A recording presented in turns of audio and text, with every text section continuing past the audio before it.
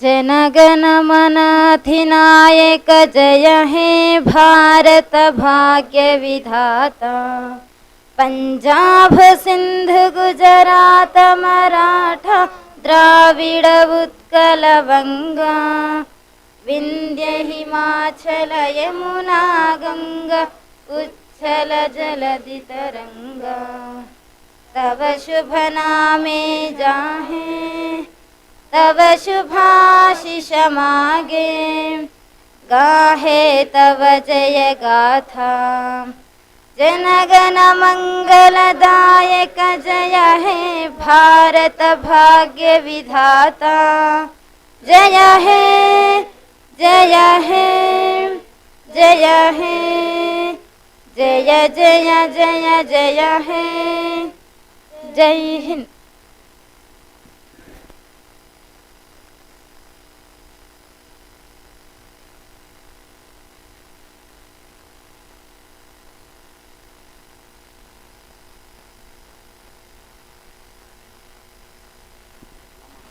Namaste to all of you. A very warm welcome to this wonderful Dakshinapatha over the ages seminar. We are honored to have our Excellency Governor as our chief guest today. It's my honor and pleasure to invite you all to this inauguration. Sir, may I request you to kindly do the Deepa Prajwalana, which is our traditional way of starting inaugurating anything. I would request all the dignitaries on the stage to join our Excellency Governor Ji in lighting the lamp.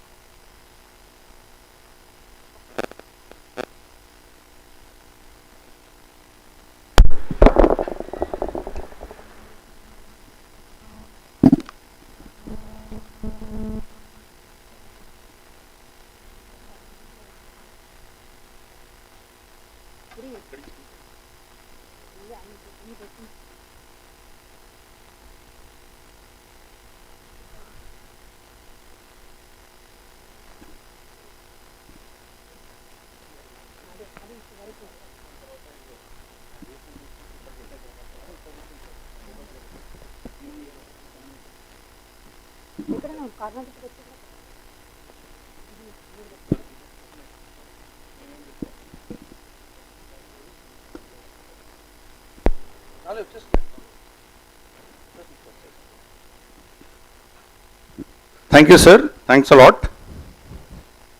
I request them to kindly honor the Bharat Mata portrait.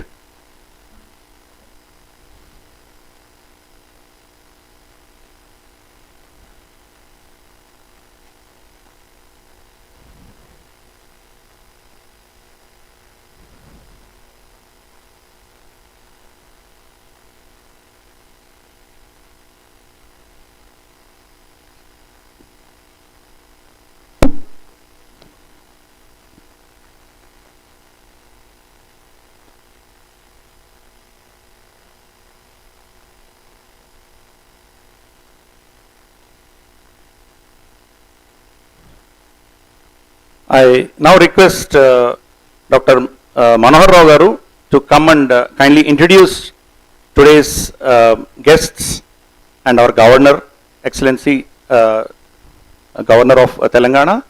I request Dr. Manohar Rao Garu to come and introduce them.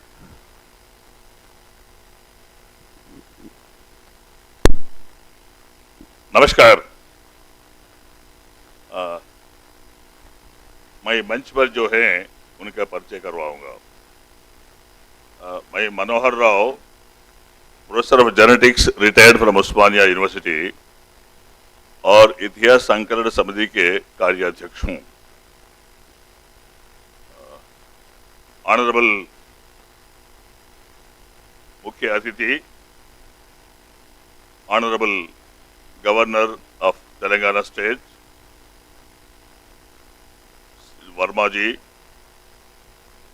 जो है वहाँ त्रिपुरा से हैं। त्रिपुरा का माने मुझे पता चला नियर वाटर, और वहाँ से है वो एक कार्यकर्ता रहा पहले से, बाद में he was attracted to politics, joined BJP and elected from the assembly.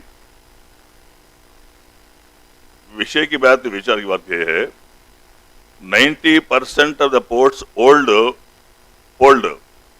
for him. All others, they took only 10% of the votes polled. See, that is the greatness of our के मुख्य अतिथि के हैं, और ये हैं. He is a painter, sculptor, poet, writer, हर कुछ है. हमेशा कॉमन मैन के बारे में सोचते हैं, यानी अंत्योदय के उनके ख्याल करते हैं. ऐसे आज हमारे मुख्य अतिथि हैं वर्मा जी, और आज के अध्यक्ष, मंच के अध्यक्ष हैं justice Shri L Narasimha Reddy ji, former chief justice of Patna high court, Bihar. He was also former chairman CAT and chancellor of Nehru university के ये हैं, और हैदराबाद यूनिवर्सिटी के भी चांसलर साहब हैं, और हमारे केशे मेमोरियल एजुकेशनल सोसाइटी के अध्यक्ष भी हैं. सबसे ज़्यादा आज भी वो कृषि में जाते हैं, एग्रीकल्चर करते रहते हैं, गांव जाते हैं के आते रहते हैं. Now he is a practising advocate in supreme court. और गवर्नर साहब के जो राइट हैंड पे है Shri LV Subramaniam ji, Lanka Venkat Subramaniam garu. He is from Andhra Pradesh only. Got educated both undergraduation and post graduation from Bangalore. He also studied in UK and Italy. Chief Secretary of Andhra Pradesh, retired as Chief Secretary Andhra Pradesh after performing all the highest posts held in Andhra Pradesh. He was also EO of TTD. So now he is into social activity, governing council member of प्रज्ञा भारती. और उनके बाजू में जो right side हैं doctor Bal Mukund Pande. He is from Uttar Pradesh के कुशीनगर से हैं. हमारे इतिहास संकलन योजना, इतिहास संकलन जो समिति जो हैदराबाद में है, स्टेट में है, we are affiliated to all India level पे इतिहास संकलन योजना, उसके वो राष्ट्रीय संगठन मंत्री हैं. वो कुशीनगर से हैं, गोरखपुर के नज़दीक हैं. वो संघ प्रचारक 90s में निकले हैं, और अयोध्या के वहाँ अयोध्या में भी वो प्रचारक रहे, आजमगढ़ में भी प्रचारक रहे. अभी इतिहास संकलन योजना में 2007 में आए, जब से अब तक ये हैं. 2010 में 10 से अभी तक 15 साल से वो अभी इतिहास संकलन के राष्ट्रीय संगठन मंत्री हैं. और उनका षष्ठी पूर्ति पिछले 2 महीने पहले हुआ था. 60 साल हो गए. I wish him to celebrate centenary. इनके इधर लेफ्ट साइड जो हमारे प्रोफेसर किशन राव जी हैं, Professor of History and Ancient History and Archaeology, former Registrar Usmania University, is working president of our ITIHAS Sankalan Samithi and ITIHAS Sankalan Yojana at the national level. He is our vice president और farmer member of ICHR, अभी ये हमारे अध्यक्ष जी हैं। और ये जो left extreme left में बैठे हुए हैं श्री वीरेंद्र जी, हमारे जनरल सेक्रेटरी हैं।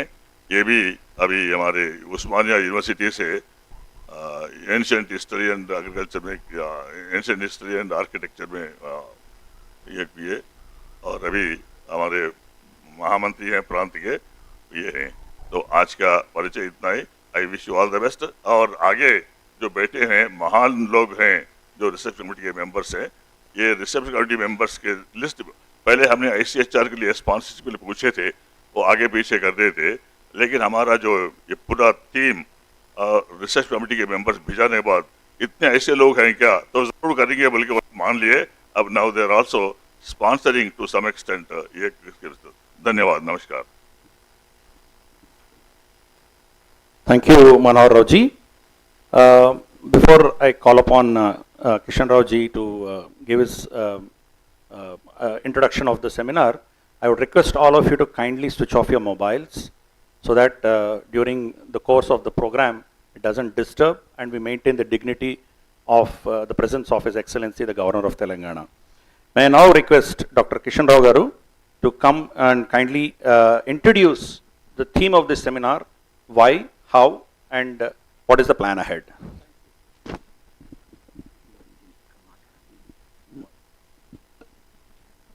Namaskar and a very good morning to you all. I stand before you today with a heart full of gratitude and excitement. Let me begin by welcoming our distinguished guests. Honorable Justice Sri L. Narasimha Reddy Garu, President of today's program and Chairman of the Reception Committee, His Excellency Sri Jishnu Dev Varmaji, Honorable Governor of Telangana, our Chief Guest today, Sri L.V. Subramanian Garu, former Chief Secretary, IAS, retired, Mananiya Dr. Balmukunji Pandey, National Organizing Secretary, Akhila Bharati ITIHAS Sankalan Yojana, New Delhi, Professor D. Manohar Rao ji, Working President, Sri M. Virendra ji, General Secretary, all distinguished members of the Reception Committee, our esteemed professors, delegates, guests, invitees, research scholars, Executive Committee members of the South Indian states, and our friends and press and media. On behalf of ITIHAS Sankalan Samithi, Bharateeya, Telangana state, I welcome each of you to this significant gathering. Our Samiti strives to bring together scholars, academicians, and intellectuals from across the country to uncover and preserve the rich heritage of our beloved nation. This seminar is one such effort to enrich India's historical narrative with proper context and perspective. For the next 3 days, we'll embark on a fascinating journey through time. Together, we'll explore how the kingdoms and dynasties of Dakshinapatha shaped the glory of Bharat through their political, cultural, economic, and social contributions. What exactly is Dakshinapatha? The very word carries ancient wisdom. Dakkan comes from the Sanskrit Dakshina, meaning southern, the lands of south of the mighty Narmada.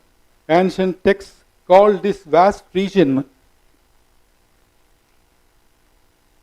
Dakshinapatha, the southern path. This name echoed across civilizations, appearing in Greek accounts as Dakshinabades. And when the Chinese traveler Fahian visited in this 15th century, he noted a southern country called Tehsin.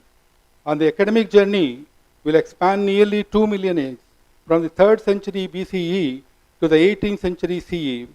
We will uncover the stories written in stone, metal, and parchment through inscriptions, coins, architectural wonders, and religious texts.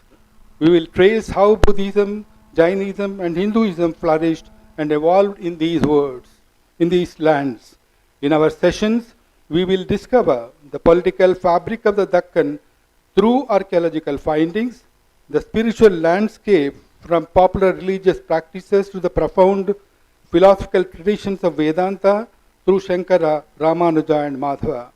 The often overlooked contributions of women alongside the innovation of scientists, ministers and generals, the artistic heritage preserved in temple architecture, sculptures and rock-cut paintings, the vibrant networks of trade that once connected our ports to distant lands, the cultural expression through music, dance and performing arts that still enrich our lives today.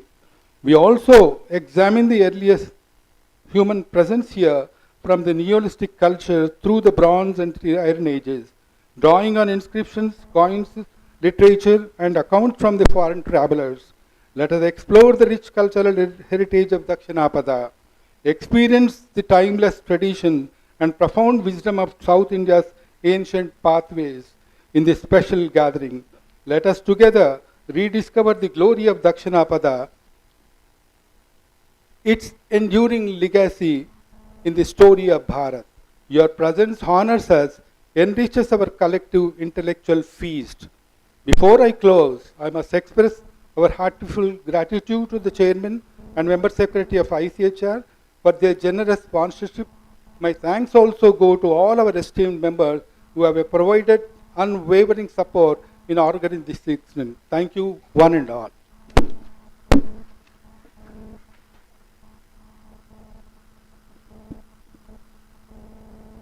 Thank you, Professor Kishan Rao ji, for giving introduction to what we're going to see in the next 3 days. It's going to be a Kumbh Mela, a Jnana Ganga that we are all going to experience in the next 3 days about the glory of the place that we are all living now. It's my pleasure to now invite Shri L.V. Subramanian Garu, former Chief Secretary of Andhra Pradesh, to give his advice and his views on this glory of Dakshinapatha and the road ahead for us. Shri L.V. Subramanian ji.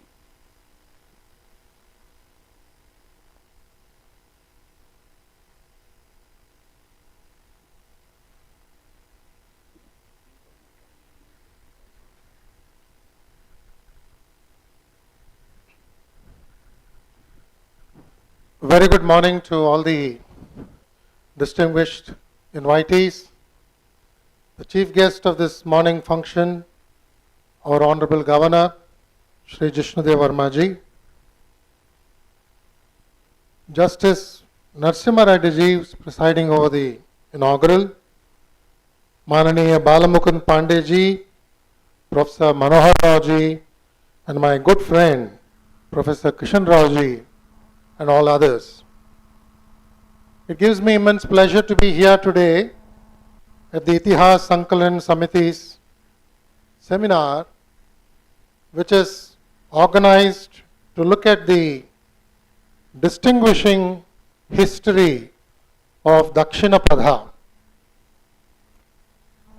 When I look back to my days of student in Bangalore University, studying history, I recall very vividly the lessons given by my teachers like Sri Nagaraju and Sri D.S. Habbu, who told us in those days that the main source of history is depending upon monuments, numismatics and literary sources.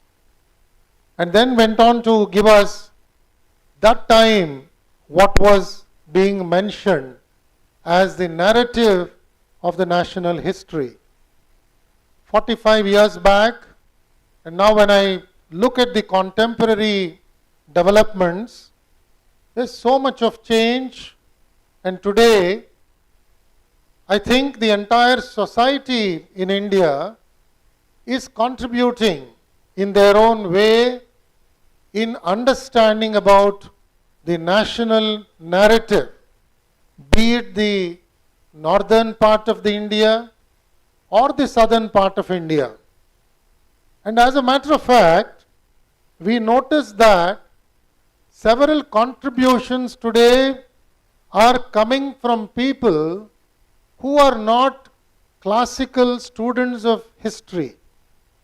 We have got people who are teaching in IITs, writing on topics of history. I am immediately reminded of Professor Seshagir Rao, our own doyen from Hyderabad, who is a chancellor and whose twin volumes, which have come out on the outline of history and culture of India, he has brought out distinguishing features from his own perspective, and he is quite clear in his mind when he says, I am not writing any textbook for history. So is the case with so many publications which are regularly coming and hitting the book stands, where individuals are contributing to history and its understanding from different perspectives. It's a very strange reality that in the Indian context, the cinema world also is contributing to increasing interest in history. Every year we come across, either in Hindi or in regional languages, movies coming up in history which are obviously tailored to suit either the director or the hero or a particular area. So I am only trying to point out that for the present day student of history, the material which is thrown at his face is multiple. It is multiplying by the day. From various quarters this information is coming. Now how does he decipher what is true and what is fiction? It's a real challenge today. In the midst of all this, we also notice that we have a group of committed historians who would like the narration to go in only a particular way. They are not at all interested in looking at any evidence which points to another reality, because they have been tutored that India's history only commences at a particular point of time, and therefore what is there before that is absolutely fictional. So look at the kind of concerns which are thrown today when one is looking at history.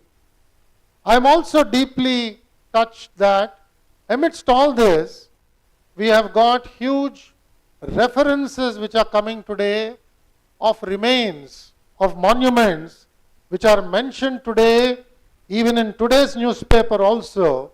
We come across the mention of a site in Narayanpet, which is called Mudumal Menhers, which is going for the mention of the UNESCO heritage site. Similarly, last week, I think about a week or 10 days back, we came across mentions about how on the ancient pilgrimage route to Sri Salem from Lankanamalla forest, they found number of inscriptions which are there today, which are tucked away in the reserve forest, which all help us to understand how the ancient travelers have gone to the place of worship. It is promising to throw up lot more of information on the cultural whatever variety that existed in those days and the kind of people who traveled to Sri Salem from across the country. I am only trying to tell how we have today several challenging situations. Every day is a fresh day of legal litigation in a court of law about the nature of place of worship or a place of worship which has been occupied, which has been destroyed, which has been discolored. All these are pieces of evidence. The kind of knowledge, the kind of inquisitiveness which is today enveloping the Indian society, I think it's a matter of great happiness because people are indulging in reading, in writing and commenting on historical facts. So this seminar is coming up at a very important time when people are focused on different parts of the country. Dakshinapatha has its own splendor of literature, of monuments, of culture, of various dynasties, of various historical accounts which have gone to show the character of governance which has existed in this country. The kind of contribution which they have all made, whether it is the Cholas, whether it is the Vijayanagar Empire, various mentions are there in tidbits here and there. I conclude my address by saying that today, in the presence of the Chancellor here, we have an opportunity for all the universities in Telangana especially to look at the opportunities that the national education policy offers in providing opportunities to students to look at the various branches of knowledge. When we were all in the universities, if I had interest in a particular branch of knowledge, I had to opt for a course there and completely go through that course. Whereas today for the students, there is an opportunity. An engineering student can do his engineering, discontinue in the third year for a year and migrate to a Sanskrit institute because he was fascinated by an area which is very interesting in Sanskrit literature, which can help him to decipher his own equations in electronics in a better manner. This opportunity is provided by the National Education Policy. So I wish that the government of Telangana, under the aegis of His Excellency, the students are provided to get the complete understanding of history, the history that prevailed here few centuries ago, how it can motivate the student of the present generation to rise above all the limitations that they are suffering from and go to that dizzy heights of academic excellence from where they can teach to the entire world how great was the culture which dominated in these parts few centuries ago. So it's a historically very, very important time that all of us are meeting here. I really wish this national seminar all success. I am very grateful to Professor Kishan Rao for giving me an opportunity to be here in the inaugural and say a few words. Thank you, ladies and gentlemen. Thank you, Elias Garu, for your words of wisdom and your suggestions to the government of Telangana. It's my pleasure to now invite Dr. Balmukund Pandey ji, who is the Akhil Bharatiya Organizing Secretary of ITIHAS Sankalan Samiyojana. It is his relentless efforts through the decades that has seen wonderful transformation of the way we looked at history, including the revival of the extinct Saraswati River. Please give him a big hand. He is a great asset for the revival of the glory of Bharat. धन्यवाद। इतिहास संकलन समिति भारतीय तेलंगाना प्रांत के और भारतीय इतिहास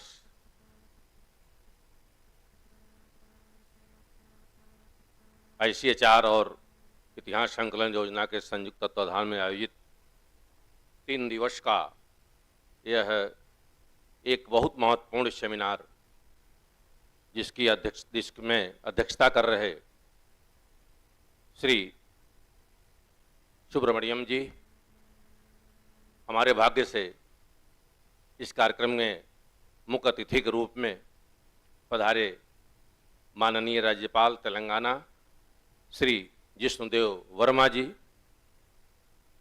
जिनका लेक्चर हमने अभी सुना, जिनकी अध्यक्षता में ये कार्यक्रम चल रहा है, ऐसे रेड्डी जी, हमारे तेलंगाना प्रांत के अध्यक्ष प्रोफेसर किशन राव जी, कार्यकारी अध्यक्ष प्रोफेसर मनोहर राव जी, हमारे महामंत्री डॉक्टर वीरेंद्र कुमार जी, सम्मुख बैठे हुए गुरुजन वृंद, केरल, तमिलनाडु, आंध्र, कर्नाटक और तेलंगाना से आए हुए हमारे स्कॉलर्स,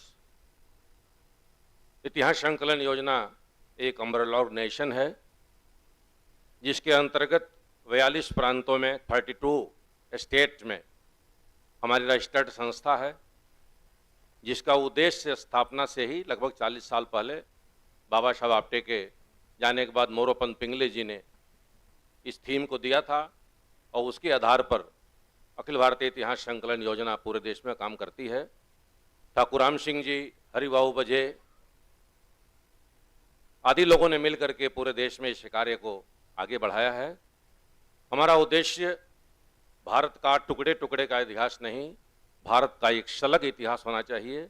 दुनिया में कहीं भी इतिहास टुकड़े टुकड़े में नहीं है, एंशिएंट, मॉडर्न और मेडिवल नहीं है, केवल भारत में ऐसा है। अखिल भारतीय इतिहास संकलन योजना का मानना है कि हमारा इतिहास अतीत से वर्तमान तक एक होना चाहिए। दूसरी प्रॉब्लम हमारी है कि जो हमारा इतिहास का मेन स्ट्रीम है वो केवल दिल्ली सेंट्रिक है। तुर्कों का इतिहास, मुगलों का इतिहास, अंग्रेजों का इतिहास और इसके अतिरिक्त भी आक्रमणकारियों का इतिहास ही हम पढ़ते हैं।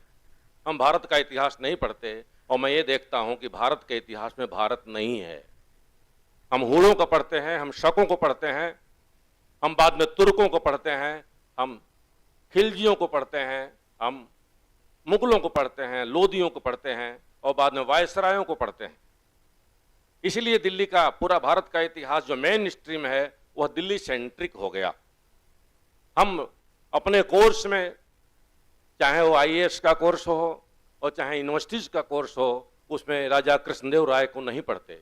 हम नॉर्थ ईस्ट में अहोम राजाओं को नहीं पढ़ते, हम नॉर्थ ईस्ट का हिस्ट्री नहीं पढ़ते, हम गुरु गोविंद सिंह के गुरुओं का इतिहास नहीं पढ़ते, हम रणजीत सिंह का इतिहास नहीं पढ़ते, हम लाहौर, कराची और आसाम से लेकर के श्रीलंका तक का इतिहास जो आज से 100 साल 200 साल पहले तक भारतवर्ष का अभिन्न अंग था, वो सारे इतिहास को काट दिया गया है। और केवल जिससे हम डेमोरलाइज हों, हमारे विद्यार्थी डेमोरलाइज हों, जहां जहां हम पराजित हुए हैं वही इतिहास हमारे सामने आता है। आज आवश्यकता है कि ऐसे विजित का इतिहास, ऐसे संघर्ष का इतिहास, कुछ बात है कि हस्ती मिटती नहीं हमारी, वो बात कौन है, वो इतिहास में आना चाहिए। इसके लिए यह उत्सव है, इसके लिए व्यवस्था बनाई गई है कि उत्तर पथ का इतिहास, दक्षिण पथ का इतिहास, डिस्ट्रिक्ट का हिस्ट्री, माइक्रो हिस्ट्री, रूरल गांव का इतिहास, क्योंकि हम उस देश में रहते हैं जिस देश के इतिहास को बिगाड़ने का सारा प्रयास किया गया है। हमारे लाइब्रेरियों को जलाई गई है, हमारे मॉन्यूमेंट्स को तोड़े गए हैं, हमारे रिचुअल्स को डिस्टॉर्ट किया गया है, हमारे कल्चर को डिस्टॉर्ट किया गया है। ऐसी स्थिति में हिस्ट्री का रेफरेंसेस हम लाएंगे कहां से? इसीलिए हमको फोक ट्रेडिशन में, गीत में, नाटक में, काव्य में, लिटरेरी सोर्सेज में, आर्कोलॉजिकल सोर्सेज में, आर्काइवल सोर्सेज में हमको इतिहास को खोजने की आवश्यकता होगी। और उसका ये एक प्रयास है कि हम दक्षिण पथ के इतिहास के माध्यम से दक्षिण के उन सारे राज्यों को, हमारा कहना श्रीलंका तक जाकर के, और भारत के मूल इतिहास के मूल स्रोतों को ढूंढ करके और भारत का एक कंप्रेहेंसिव इतिहास आप भारत को बनाने में हम सक्षम हों, उसका एक छोटा प्रयोग हमने ये दक्षिणापथ के इतिहास के नाम से रखा है। आशा है कि आज हमारे माननीय राज्यपाल जी के नेतृत्व में, हमारे अध्यक्ष जी के नेतृत्व में, हमारे सारे लोगों के आशीर्वाद से यह यज्ञ हमारा सफल होगा। आने वाले 2-4 वर्षों में भारत का इतिहास, भारत का सलग इतिहास होगा, वो अतीत से वर्तमान तक होगा, सृष्टि की उत्पत्ति से आज तक का इतिहास होगा, हमारा स्वाभिमान का इतिहास होगा, हमारे माताओं का इतिहास होगा, विद्यार्थियों का इतिहास होगा, किसानों का इतिहास होगा, वनवासियों का इतिहास होगा, हमारे शौर्य का इतिहास होगा। हिस्ट्री केवल पॉलिटिकल हिस्ट्री ना होकर के वो सोशल और कल्चरल हिस्ट्री होगी, जो हमारे आने वाले पीढ़ी को स्वाभिमान से अपने को भारतीय कहने में गर्व का अनुभूति कराएगी। धन्यवाद। Dhanyawad Balmukund Pandey ji. Indeed, our cultural and social history is what needs to be spoken, and I'm sure in the next 3 days we're going to hear a lot of it. It's my pleasure to now invite the chairman of the reception committee, former Chief Justice Patna High Court, Justice L. Narasimha Reddy Garu, to give his presidential speech.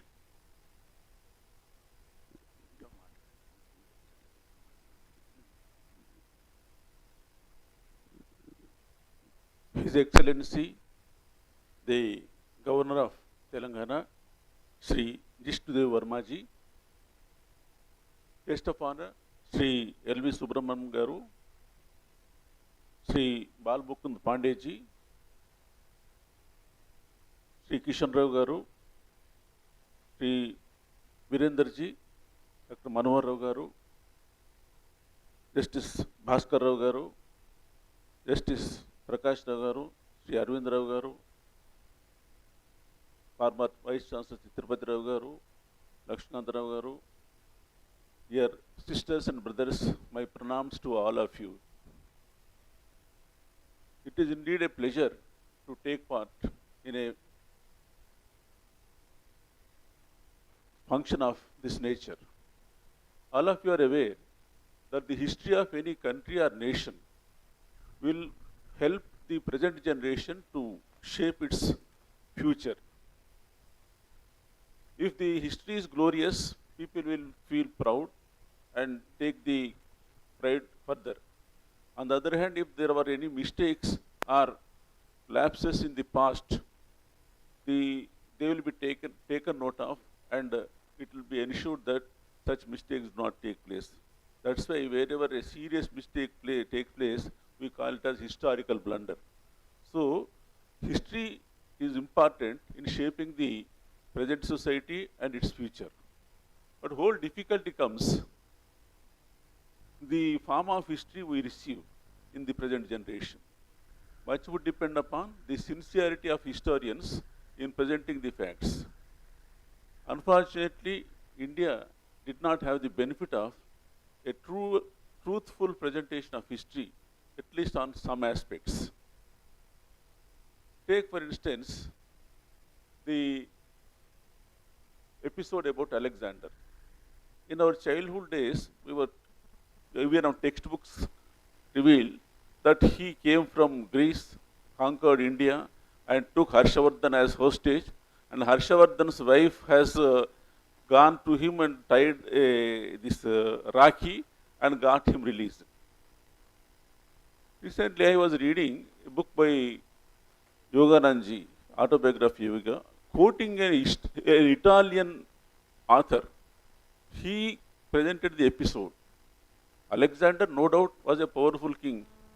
On being informed that India is a powerful country, he comes to India. When the border, he is told that there is a very big tapasvi, ascetic, sitting there. And from his camp, he sends a person saying that Alexander the Great, who conquered 3/4 of the world, intends to see you. If you come and meet him, you will be rewarded, and if you don't come, you will be punished. This is the statement, this is the message sent to that ascetic. Then the ascetic was coolly sitting there. Gentlemen, you said Alexander the Great, and he conquered 3/4 of the world. And go and ask him whether he conquered himself. Number 2, he said you captured 3/4 of the world. If he has the guts, ask him to cross Sindhu River. 3, you said that if I come there, he wants to see me. The normal practice is whoever wants to see the other person, he should go there, not that I should go in him. That much common sense he should have. 3rd, he said, I will be rewarded if I come there. See where I am sitting? I am sitting on dried leaves, waiting for my moksha. What do I do with your dirty ornaments and all that? And he said that if I don't come, I will be punished. Who is he to punish me? I am waiting for my last breath. Get lost. When he was told about this, Alexander, he was flabbergasted, and he all the way comes there and meets him. That is the true picture of the history. And while going back, he takes a big historian along with him. And on the way, when the historian dies, Alexander was a bit perplexed. And he said, we are parting. The person who was dying, he says, we will meet at Babylon. And at Babylon, Alexander dies, and that was the forecast. Are we told of all these things? Second, we think we are told about these Mughals 3-4 generations. Recently, when I went to Guwahati, on the banks of Brahmaputra, there is a beautiful statue of Bora Phukan. And I was told, and we don't find that mention in the history. As long as Bora Phukan was there, he did not permit the Mughals to cross that border of Assam, whole of northeast. That's why we don't find any traces of Mughal empire in the northeast. That is the valor of those things. Rani Durgavati, she fought directly with Akbar and defeated him. No mention about that. And why all that? Even it is a past history. Recently, about the manner in which we got independence. We say so many versions are put in our textbooks or even general things. The Prime Minister of England, who was there during the period when we got independence, was Clement Attlee. In 1946, the British Parliament decided to give independence to India. And in 1950, he came to Calcutta. Then the former Chief Justice was also the acting governor of Bengal. He met him and called him courtesy call. Then during their conversation, he asked, His Excellency, I will take only a few minutes, sir. Then he asked, sir, there are so many versions as to what prompted England to leave India. 200 years you ruled and it was a powerful government. And what made you to leave India suddenly? He said, Clement Attlee said, and the learned judge has put in his autobiography, do you want me to be truthful or just evasive? Truth is, you may be having so many versions about it. Truth is, by 1946, the Indian National Army headed by Subhash Chandra Bose was so powerful that we were afraid whether we will be able to go alive back to England if that revolt occurs. So, sensing the revolution or sensing the revolt, we have decided to give independence, and that is how you got independence. Do you have any trace of it here? So, all depends upon the sincerity. That's why ITIHAS Sankalan Samiti has undertaken an excellent and glorious job. Because a distorted history will make us diffident and a bit nervous also. On the other hand, if you are told that your predecessors, your ancestors are such heroic persons, we will have our own glory about it. Now, coming to Dakshinapatha, hardly it needs any mention that several kingdoms, Kakatiya, Vijayanagara, Hampi, then Pallava, Chola, Pandya, all these kingdoms, all these dynasties have contributed a lot in the enriching the Indian culture. They did not confine their performance to the particular areas only. Take for example, Angkor Wat. It is said to be the biggest monument in the entire world. And it is not a thing which was built by the local people. Maharaja Varma, he has come, Chola I think, Chola from the Chola dynasty. He went all the way and built that temple. Here also we find in Tamil Nadu, in Andhra Pradesh, in Telangana, excellent monuments. Take for instance Ramappa. Till today, nobody is able to know the technology as to how a brick can float in the water. Ramappa temple has its gopuram with floating bricks. And the sculpture is such that we can't even imagine, even in wood we cannot get it.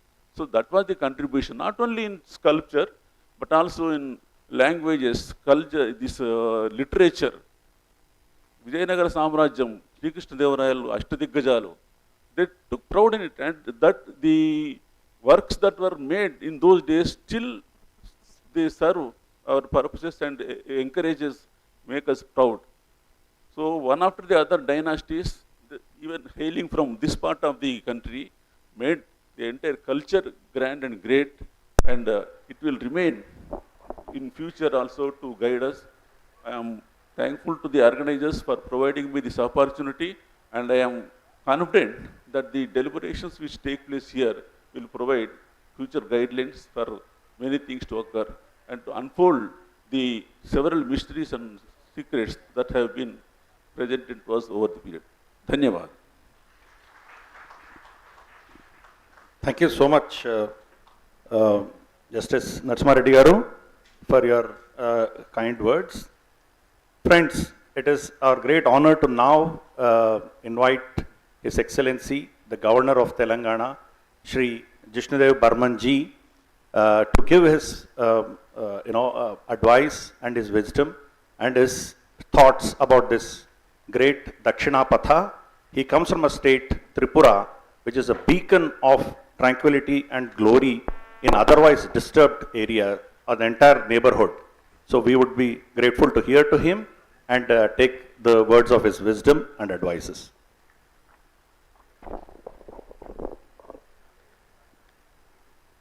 Good morning and namaskar. On the dais, Justice L. Narasimha Reddy, former Chief Justice, Patna High Court and Chairman of the Reception Committee, Sri L. V. Subramaniam, former Chief Secretary, Government of Andhra Pradesh, Dr. Bala Mukund Pandey, All India Organizing Secretary, Akhil Bharatiya ITIHAS SANKALAN SAMIThi, Professor V. Kishan Rao, President ITIHAS Sankalan Samiti and former Registrar, Osmania University, Professor D. Manohar Rao, Working President and former Professor, Department of Genetics, Osmania, Sri Virendra, General Secretary, ISSBT, Seminar Convener, distinguished guests, ladies and gentlemen, I am deeply honored to join you all at the inaugural session of this momentous 3-day national seminar on Dakshinapatha through the ages, contribution to the glory of Bharat. My heartfelt congratulations to the ITIHAS Sankalana Samiti, Bharateeya, Telangana state for organizing the significant academic confluence. It is heartening to see distinguished historians, scholars and academicians from across the country come together to explore a subject of such historical depth and cultural importance. That this seminar is being held in Hyderabad, a city that itself is a testament of centuries of cultural confluence, political evolution and architectural marvels, is both timely and fitting. The city's very soil resonates with the legacies of those who shaped Dakshinapatha. I commend the organizers for selecting a theme that not only enriches our intellectual horizons, but also reinforces our collective sense of identity and heritage. The term Dakshinapatha, as many of you would appreciate, extends beyond its literal meaning of the southern part or the region south of the Vindhyas. In the civilizational lexicon of ancient Bharat, Dakshinapatha signified a vibrant, self-sustaining cultural and political region with its own unique contributions to the broader fabric of Indian civilization. In our ancient text, the Markandeya, Vayu and Matsya Puranas speak of Dakshinapatha not merely as a land mass, but as a cradle of dharma, knowledge and spiritual depth. The classification of rivers in the Vayu Purana into the reams of Dakshinapatha and Uttarapatha is particularly insightful. This indicates an evolved geographical consciousness where spiritual, cultural and ecological markers define the contours of our nation. The civilizational story of Dakshinapatha is not just recorded in text. It is etched into stone, engraved in copper plates, whispered through oral tradition and expressed through exquisite art and architecture. From the Neolithic sites of Piklihal and Maski of the megalithic traditions, from the inscriptions of the Satavahanas and the poetry of the Tamil Sangam to the significance of Hampi and the Warangal, Dakshinapatha is a set of histories waiting to be read, reread and rediscovered. They enriched not only the political map but also the spiritual and cultural consciousness of the region.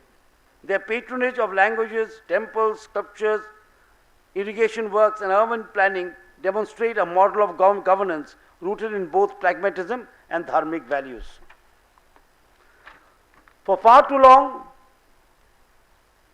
historical narratives have been skewed towards select regions or dynasties, often under the influence of colonial historiography.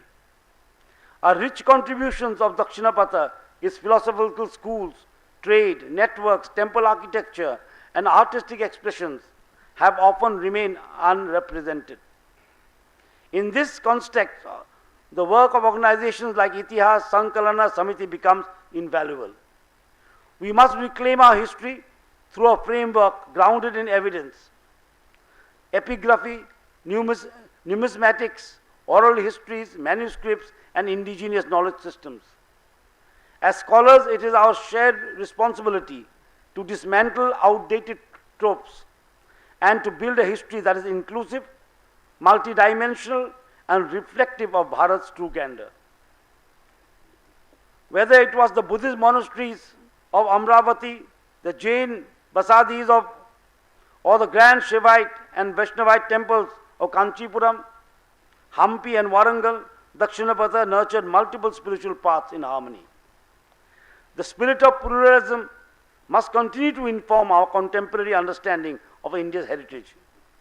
It is heartening that this seminar seeks to highlight these interdisciplinary aspects where science is not isolated from philosophy and art is not divorced from social utility. Let us remember that the civilizational success of Bharat was always holistic, balancing material progress with spiritual evolution. Any discussion on Dakshinapatha would be incomplete without acknowledging the vital role by women in shaping its history. Saints like Akka Mahadevi, rulers like Rani Rudrama Devi, and literary figures like Molla and Andal remind us that women are not passive observers, but active shapers of public sphere. Their stories, often relegated to the margin, deserve a central place in our historical narratives. They reflect a society that, despite its challenges, allows space for feminine wisdom, courage, and creativity to flourish. Another facet that distinguishes Dakshinapatha is its cosmopolitanism. The region was connected to global trade routes, extending to Rome, Southeast Asia, and East Africa, where vibrant centers of commerce immerse. Temples, far from being solely spiritual sanctums, functioned as institutions of learning, centers of administration, and economic hubs. This unique model of integrating faith, economy, and governance holds valuable lessons for us even today. The famous words of Marcus Garvey resonate deeply here. A people without the knowledge of their past history, origin, and culture is like a tree without roots. We cannot live in history, but we have to learn from history. And I used to paint, and every time you paint, you require background. You can't paint in thin air. To perform a dance, you require a stage. To make a sculpture, you require a medium. May it be bronze, maybe fiber, maybe cement, maybe stone, marble, granite, but you require a medium. So to build a nation, a strong and vibrant nation, you require history. And history that is balanced, history that is inclusive, as one of the speakers was, I think it was Subramaniamji who said that history being commercialized, because history sells. People like to hear stories. People love to hear stories. And what sells becomes commercialized. And with the advent of social media and the electronic age, there's a lot of information. There's a maze of information that is happening, a puzzle of information. And how do we steer through the information to know what is fact and what is fiction? It is through history, proper study of history, evidential study, a balanced study. And I heard Pandaji also speaking. It was very informative, and he is correct that our history is very Delhi-centric. We are talking only of aggression and aggressors. We are only talking of aggression and aggressors. And in all my speeches I say, the aggressors actually never won. They may have looted, they may have, squandered, but they were never victorious. And that is the story of, Bharat. That is the story of, Dharmik Bharat, or Bharat that, is built on the concept of dharma. It was never defeated. Because so many years of Mughal rule, so many years of Pathan rule, another year, 2 centuries of British rule, but we still have all the pujas, all the dance forms, all the music.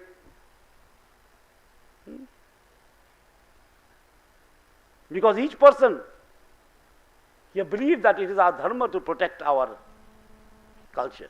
Dharma rakshantu rakshana. You protect dharma and dharma protects you. We believed in this. And today also we see, they could not even uproot one tulsi tree. It is still there. So that is the glory of the Dharmic Panth, as we say, the history of Dharmic Bharat. And that should be highlighted. And I was listening to Justice Reddy speaking also. It was very enlightening that he spoke about the Northeast. Actually, I come from the Northeast. I come from Tripura. Like the Dakshinapatha, Tripura is also very neglected, and so the Assam. In the history that be. He was talking about Lachit Borphukan and the Battle of Saraighat, when this brave general, fought with the Mughals and Pathans to chase them away from Assam. It is only lately that the Prime Minister has observed the Lachit Borphukan festival in Delhi, international festival. Although no one heard of Lachit Borphukan, there was a king in Assam who was known as Chilla Rai. His call name was Chilla Rai, his pet name, because he was like a chill eagle. He would swoop down on his enemies. Even that no one has heard of. And from my home state Tripura, we have a dynasty that gave 184 kings. But then no one knows about it. We are more into first battle of Panipat, second battle of Panipat, third battle of Panipat. We are more busy about them. We are more used to discovering how we lost, and never discovering how great this nation has been, that no one could defeat it. We are a nation that believes in the spirit, on the soul of the nation. We only don't believe in geographical, markings on a map. That changed with the course of time. There was a East Pakistan, West Pakistan. Where is it now? And to define India only, through geopolitical realities is perhaps not the great depiction of India. It is not the great depiction of Bharat. And Justice Reddy was also speaking about, the Ramappa temple. I only heard about the Ramappa temple after I came here and went to visit. Then I heard about the Ramappa temple and the great sandbox technology, and how it was adopted in Ayodhya also. How this huge temple was built on sand, on compressed sand. I only came to know about it when I came here. This is how things have been sidelined, overlooked. So these have to be brought back. As I said, we cannot live in history, and we cannot live without history also. We have to take it along.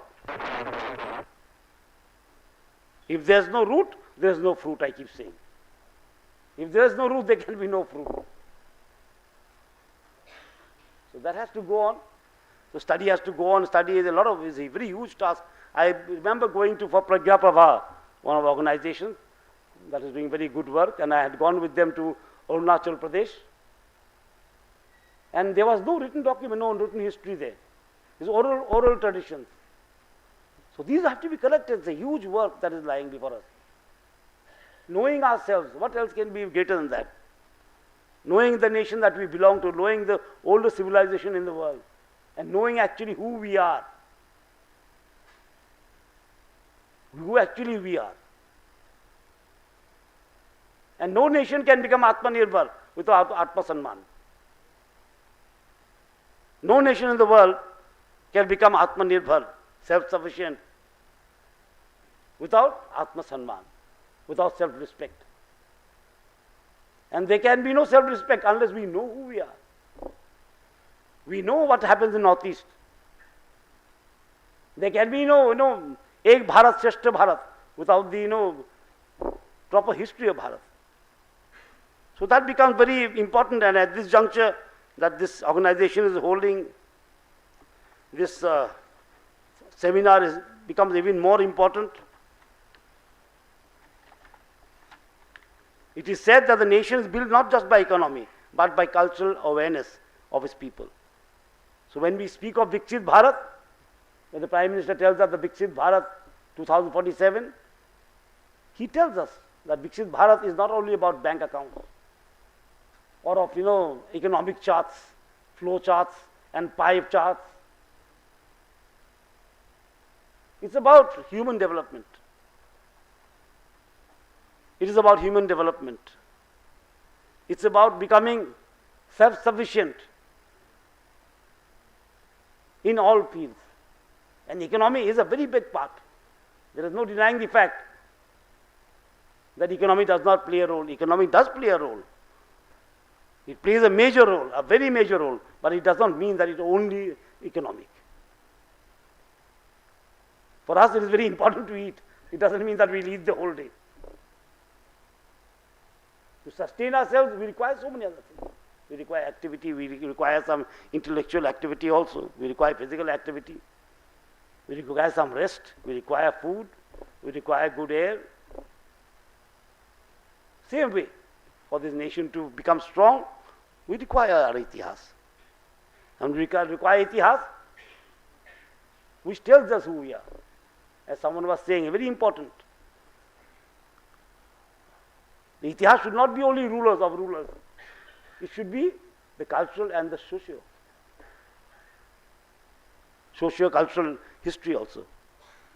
That makes the history more vibrant, where there's people, where there are cultures, where there's so much of, variety in cultures, yet all threaded together in one thread of nationhood.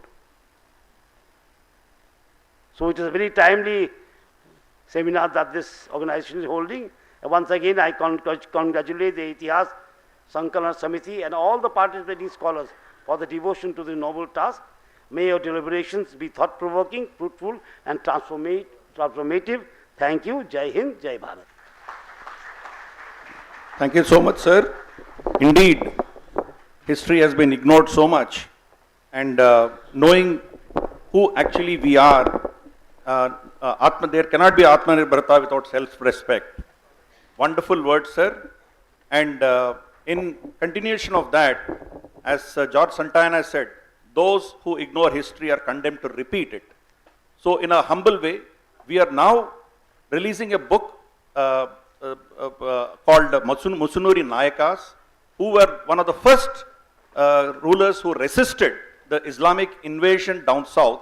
So to remember them and to bring it out into the public, we are doing a small release, sir.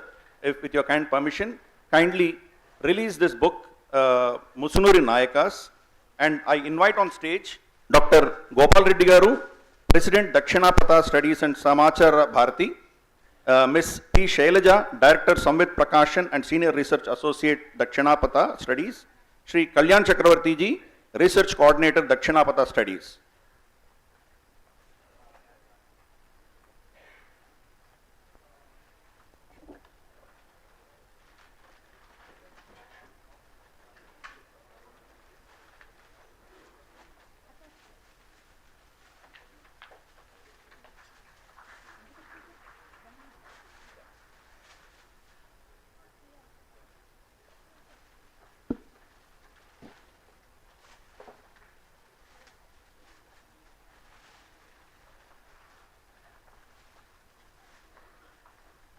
Jana Gana Mana के लिए बच्चों को बुलाइए.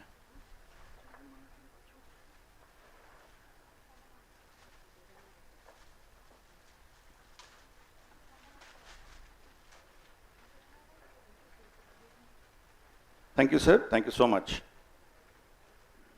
Indeed, it is our honor to have you with us today, sir. As a small token of our gratitude to you, we would like to express our gratitude in form of a small felicitation, I would now request Dr. Balmukund Pandey to offer a bouquet to our Honorable Governor of Telangana, Sri Jishnudev Barmanji. I request Sri L.V. Subramanian Garu to honor our Governor with a shawl, and I also request our Reception Committee Chairman, Chairman of our Reception Committee, Justice L. Narasimha Reddy Garu, to give a memento to him.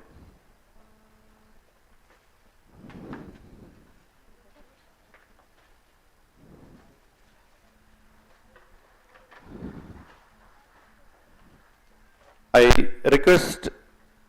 Manohar Rao Garu to kindly honor Justice L. Narasimha Reddy Garu.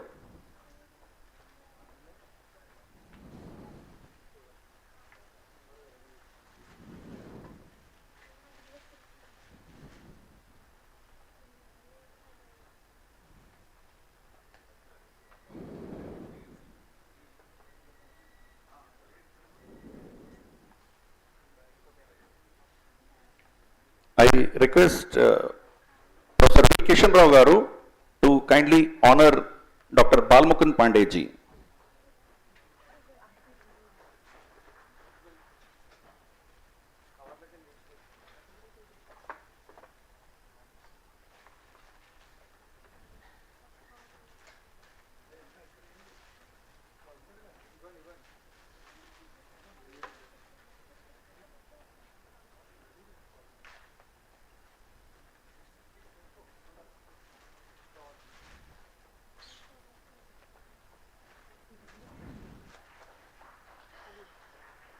I request Sri M. Virender ji to honor Sri L.V. Subramanian Garu.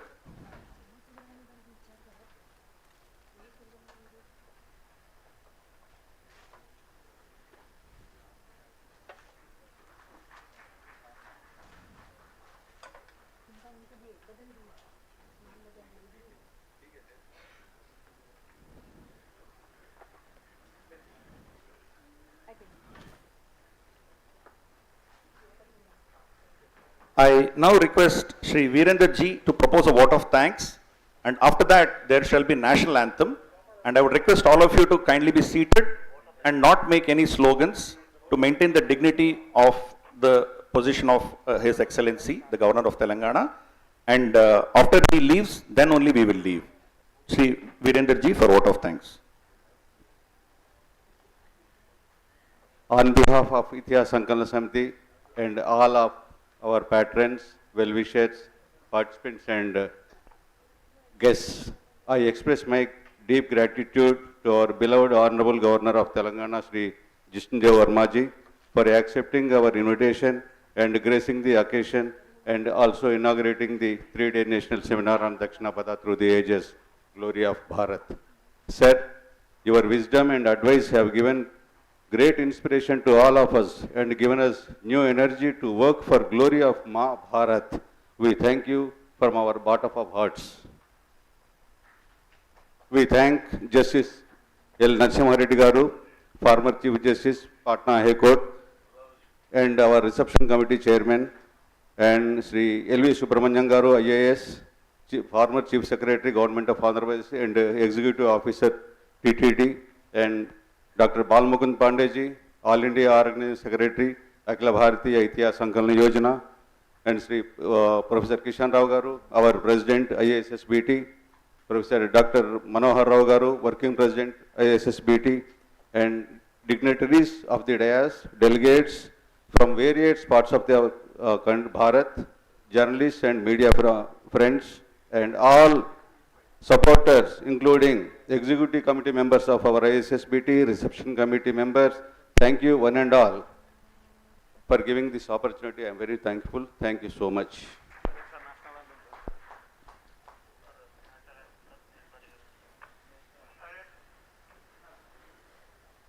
जनगण मन अधिनायक जय हे भारत भाग्य विधाता पंजाब सिंध गुजरात मराठा द्राविड़ उत्कल वंगा विन्ध्य हिमाचल यमुना गंगा उच्चल जलधितरंगा तव शुभ नामे जाहे तव शुभाशिष मागे गाहे तव जय गाथा जनगण मंगलदायक जय हे भारत भाग्य विधाता जय हे जय हे जय हे जय जय जय जय हे जय Hind. I request all of you to kindly be seated till His Excellency the Governor leaves the podium.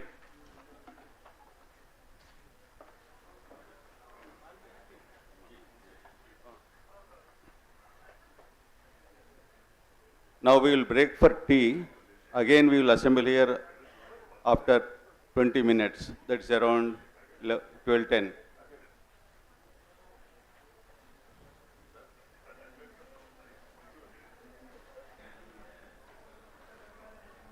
I request Dr. Sharad Hebalkar garu. Sharad Hebalkar ji, please come on to the dais. I request Professor Sudarshan Rao garu. Sir, please come on to the dais.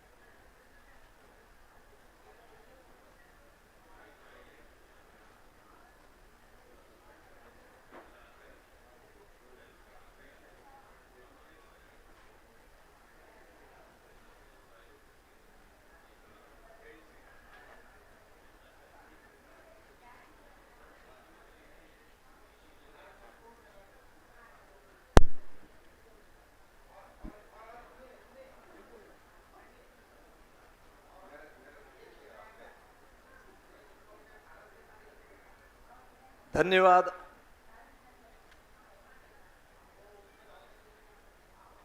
अभी आपके सामने श्री सुदर्शन राव जी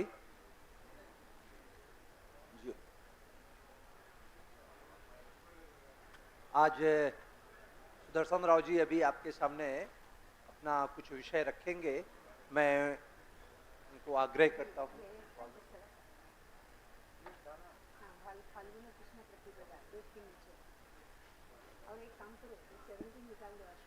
राधा जी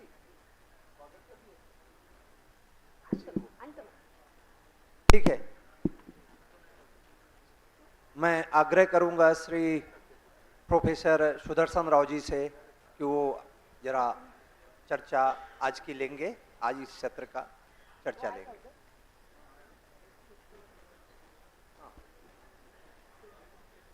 पहले शरद जी करेंगे। नहीं है शरद जी, रंगराज जी ठीक। अभी की नोट्स एड्रेस के लिए हमारे पूर्व राष्ट्रीय महासचिव डॉक्टर शरद हेबालकर जी इस की नोट्स एड्रेस आपको करेंगे। उसके बाद आगे की कार्रवाई प्रारंभ करेंगे।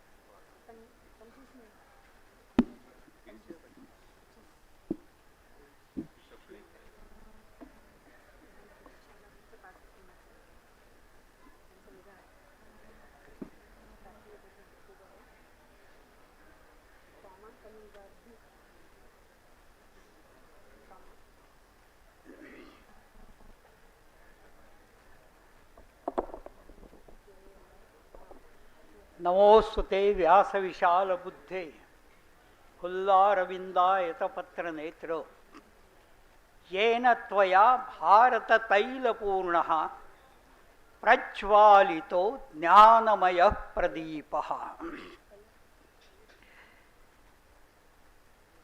अभी इस सत्र के सम्माननीय अध्यक्ष एवं मार्गदर्शक डॉक्टर सुदर्शन राव जी और संजय जी और मेरे सामने बैठे हुए सभी विद्वान एवं विदुषिया, मेरी एक समस्या ये है कि जब उद्घाटन का सत्र हुआ उस समय जो 3 भाषण हुए वो लगभग की एड्रेस के जैसे ही थे और इसलिए एक स्वतंत्रता से कोई की एड्रेस एक 15-20 मिनट में आपके सामने रखना ये मेरे लिए समस्या है और चैलेंज भी है। चैलेंज आपके लिए है, समस्या मेरे लिए है। वैसे दक्षिणापथ पर इस प्रकार का सेमिनार मुझे लगता है पहली बार हो रहा है और समय ज़्यादा नहीं है, 15-20 मिनट में ये विषय मुझे आपके सामने रखना है। एक बात ऐसी है, ऋग्वेद काल में नाभा निर्दिष्ट नाम के ऋषि थे। वो 4 भाई थे, मनु के पुत्र थे और एक दृष्टि से सूक्त दृष्टा थे, साक्षात्कारी थे, सत्यभाषी थे, लेकिन नाभा निर्दिष्ट सबसे कनिष्ठ बंधु था। वह जब गुरुकुल में गया था और शिक्षा प्राप्त कर रहा था उस समय उसके तीनों बंधुओं ने राज्य आपस में बांट लिया। स्वाभाविक था कि वापस जाने के बाद अपने पिता से, नरेश मनु से, उन्होंने पूछा कि मेरा हिस्सा कहाँ है। तो उन्होंने कहा तुमने तो अध्ययन किया है, कहीं भी जाकर कितनी भी संपत्ति कमा सकते हो। और फिर कहा नवग्न अंगिरस ऋषि वहाँ पर एक यज्ञ कर रहे हैं, वो स्वर्ग प्राप्ति के लिए है। स्वर्ग प्राप्ति के लिए किया जाने वाला जो यज्ञ था उस यज्ञ में 7वें दिन के अनुष्ठान पर विघ्न आता ही है, तो वहाँ जाओ और वो विघ्न दूर करो, संपत्ति मिल जाएगी। तो नाभा निर्दिष्ट वहाँ पर गए। सचमुच 7वें दिन अनुष्ठान में विघ्न पैदा हुआ। संभ्रमित हुए सभी। स्वयं अंगिरस ऋषि जिन्होंने अग्नि की खोज की थी और यज्ञ प्रारंभ किए थे वो भी संभ्रमित हो गए।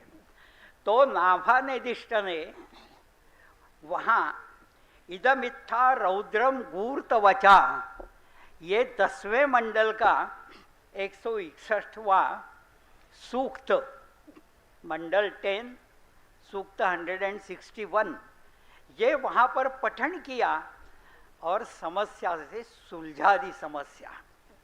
अंगिरस ऋषि खुश हुए और उन्होंने 1000 गौवे उसको प्रदान की है। उन गौवों को लाने के लिए जब नाभा निर्दिष्ट निकले तो वास्तोस्पति ने उनका मार्ग रोक लिया।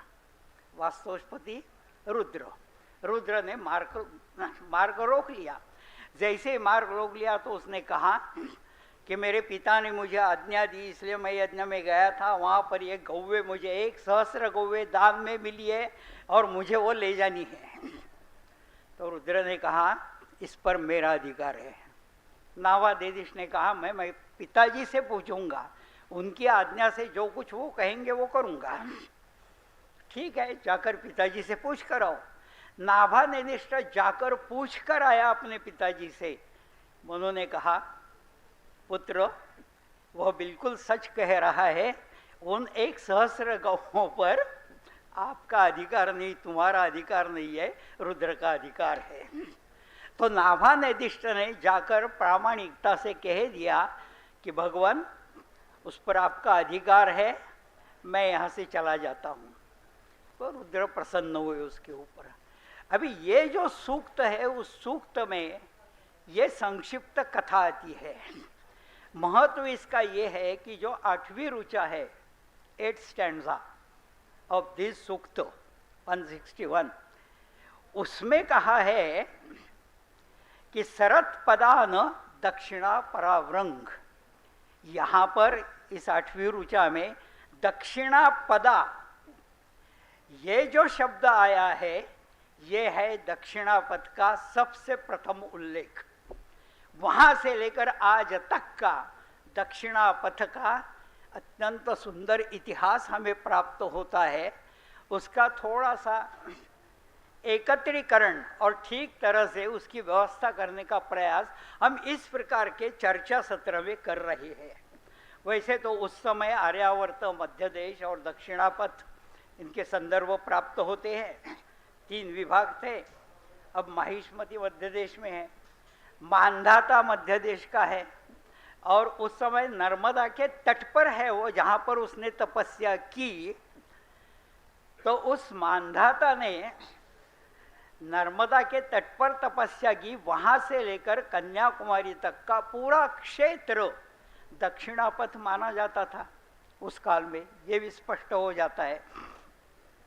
वैसे तो सम्राट 2 ही है, एक रघु और एक मांधाता, अपनी परंपरा के अनुसार। पुराणों ने कहा है कि ससम्राट यह कीर्त्यते। किसको सम्राट कहना? जिसका भारतवर्ष पर, भारतवर्ष क्या है? जम्बूद्वीपे भरतवर्षे भरतखंडे। जब हम कहते हैं तो इसमें जो भरतखंड है वह कुमारी द्वीप है, यानी भारत है। भारतवर्ष कौन सा है? भारतवर्ष में गांधार से लेकर ब्रह्मदेश तक और हिमालय से लेकर कन्याकुमारी तक और श्रीलंका का समावेश हो जाता था। यानी भारतवर्ष में नवद्वीपात्मक भारतवर्ष कहा जाता था। नवद्वीपात्मक भारतवर्ष पर जिसका प्रभाव है, वर्चस्व है, उसको सम्राट कहा जाता था। ऐसे सम्राट 2 ही हो गए, एक रघु और दूसरा मांधाता है। तो मांधाता की सारी कथाएं और उसका पराक्रम दक्षिणापथ से और अपने भारत के इतिहास से जुड़ा हुआ ये ध्यान में आता है। हमेशा इतिहास के अंदर सबसे बड़ी समस्या जो सामने खड़ी रहती है वो क्या रहती है? वो खड़ी रहती है कालक्रम की समस्या। कब हुई ये घटना, कब ये इतिहास घटा? इसके लिए सभी विद्वान परेशान हो जाते हैं। वो स्वाभाविक है, कालक्रम के बिना इतिहास नहीं बताया जाता। परंतु हम एक भूल जाते हैं कि ये जो काल पुरुष है वह अनादि है।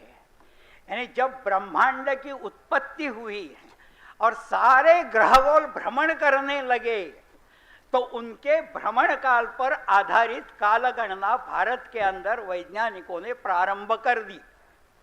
और इसके कारण इसका जो स्पैन है, इसकी जो व्याप्ति है, इसकी हम आज कल्पना भी नहीं कर सकते। उसके लिए और एक उदाहरण देता हूँ। ये मैं इसलिए कह रहा हूँ कि इन जनरल कौन से विषय है, किस प्रकार से आने चाहिए, इस सारे का मार्गदर्शन हो चुका है और ब्राउज़र में भी सभी विषय की व्याप्ति प्रकट की हुई है जो आपने देखी है। लेकिन ये जो समस्या है कालक्रम की, वो उसमें नहीं आई है। वो कालक्रम की जो समस्या है उसका कारण ये है कि जैसे आप जानते हैं प्राचीन इतिहास के अंदर परीक्षित राजा है, महाभारत का युद्ध हुआ। जब महान युद्ध होता है तो देश पर जितने परिणाम होते हैं उन सारे परिणामों का असर उस समय के भारतवर्ष के इतिहास में हो गया है। और ऐसे समय पर फिर अभिमन्यु का पुत्र युधिष्ठिर के बाद उसका राज्याभिषेक हो गया, राज्य पर आया। एक दिन वो अरण्य में शिकार के लिए गया था और उस समय शमीक ऋषि वहां पर बैठे हुए थे, उनके सामने से जा रहा था। तब उसने पूछा कि मैं हिरण के पीछे दौड़ रहा हूं, आपने देखा क्या यहाँ पर कई हिरण? He was in trance, वो तो समाधि अवस्था में थे, वो कुछ सुनते नहीं थे, कुछ देखते नहीं थे समाधि अवस्था में। तो इसको गुस्सा आया और उसने भूमि पर पड़ा हुआ मरा हुआ सर्प धनुष्य की छोर से उठाकर उनके गले में डाल दिया। परिणाम बाद में जब इनका पुत्र आया, शमीक पुत्र आया, और उसने ये देखा तो वो गुस्से में आ गए और उसने शाप दे दिया कि 7 दिन में आपकी मृत्यु होगी, आपके उद्दंडता का आपको सजा मिलेगी। और बस घबरा गए परीक्षित महाराज, सारी सुरक्षा लगा दी उन्होंने, लेकिन अस्वस्थ थे, बेचैन थे। उनका जो शत्रु था, यानी खांडव वन में तक्षक राज की पत्नी, बहन और कुछ नातेवाईक, उसके रिश्तेदार, उनको अर्जुन ने मार दिया था खांडवन से बाहर जाते समय, लेकिन तक्षक बच गया था। तो तब से उसकी प्रतिज्ञा थी कि मैं इसका प्रतिशोध ले लूंगा, और अभी तक्षक ने निश्चय किया कि उसको मार देंगे। अब सारी सुरक्षा होने के बावजूद बहुत कठिन परिस्थिति थी तक परीक्षित के लिए। तो ऐसे समय पर शुक मुनि महावर आ गए और शुक मुनि ने कहा कि राजा, तुम्हारे मन की शांति के लिए मैं तुमको भागवत सुनाता हूँ। भारत में भागवत का प्रचलन कब से प्रारंभ हुआ, हमारी दृष्टि से वो इतना प्राचीन है। शुक मुनि ने फिर भागवत कथा सुनाई और अंतिम में उन्होंने जो कहा वो हमारा विषय है। अंतिम में उन्होंने कहा कि देखो परीक्षित, मैंने तुम्हें जो कुछ सुनाया वह साहित्य नहीं है, वह मीमांसा नहीं है, वह इतिहास का परिशीलन है। मैंने आपको 197 करोड़ 49 लाख 29,000 और 145 वर्षों का तुम्हारे पूर्वजों का इतिहास सुनाया है। 197 करोड़ 49 lakhs 19,145 ईयर्स का इतिहास। हमें प्रश्न उठता है, ये कैसे हो सकता है? सच कहूं तो मेरी राय में ये हमारी कमी है। हम उस समय के इतिहास लेखन को और प्रत्यक्ष घटनाओं को और इन महापुरुषों के जीवन प्रणाली को डिकोड नहीं कर सके हैं, ये हमारी कमी है और इसलिए हम उस पर विश्वास नहीं रखते। पर इस प्रकार से अखंड चलते हुए काल पुरुष की कितनी ही समस्याएं विद्वानों के सामने आज भी खड़ी है, ये अपने ध्यान में आ जाता है। दक्षिणापथ का इतिहास 2 महापुरुषों से प्रारंभ होता है। उसमें एक है परशुराम, वे भी 19वें त्रेता युग के हैं। How are you going to define it? कैसा कालक्रम बताएंगे? और ये जो परशुराम है, उन्होंने जब 21 बार सारे भारतवर्ष में सारे उद्दंड हुए राजाओं को दंड दिया तो थक गए थे और वो उन्होंने सोचा कि अब पृथ्वी तो जीत ली है, अब इसको दान कर देंगे। उसको तो राजा बनना नहीं था, कश्यप ऋषि को उन्होंने दान कर दिया। जैसे ही कश्यप ऋषि को दान किया, कश्यप ऋषि ने कुछ क्षत्रियों को खोज निकाला जो भाग गए थे। तो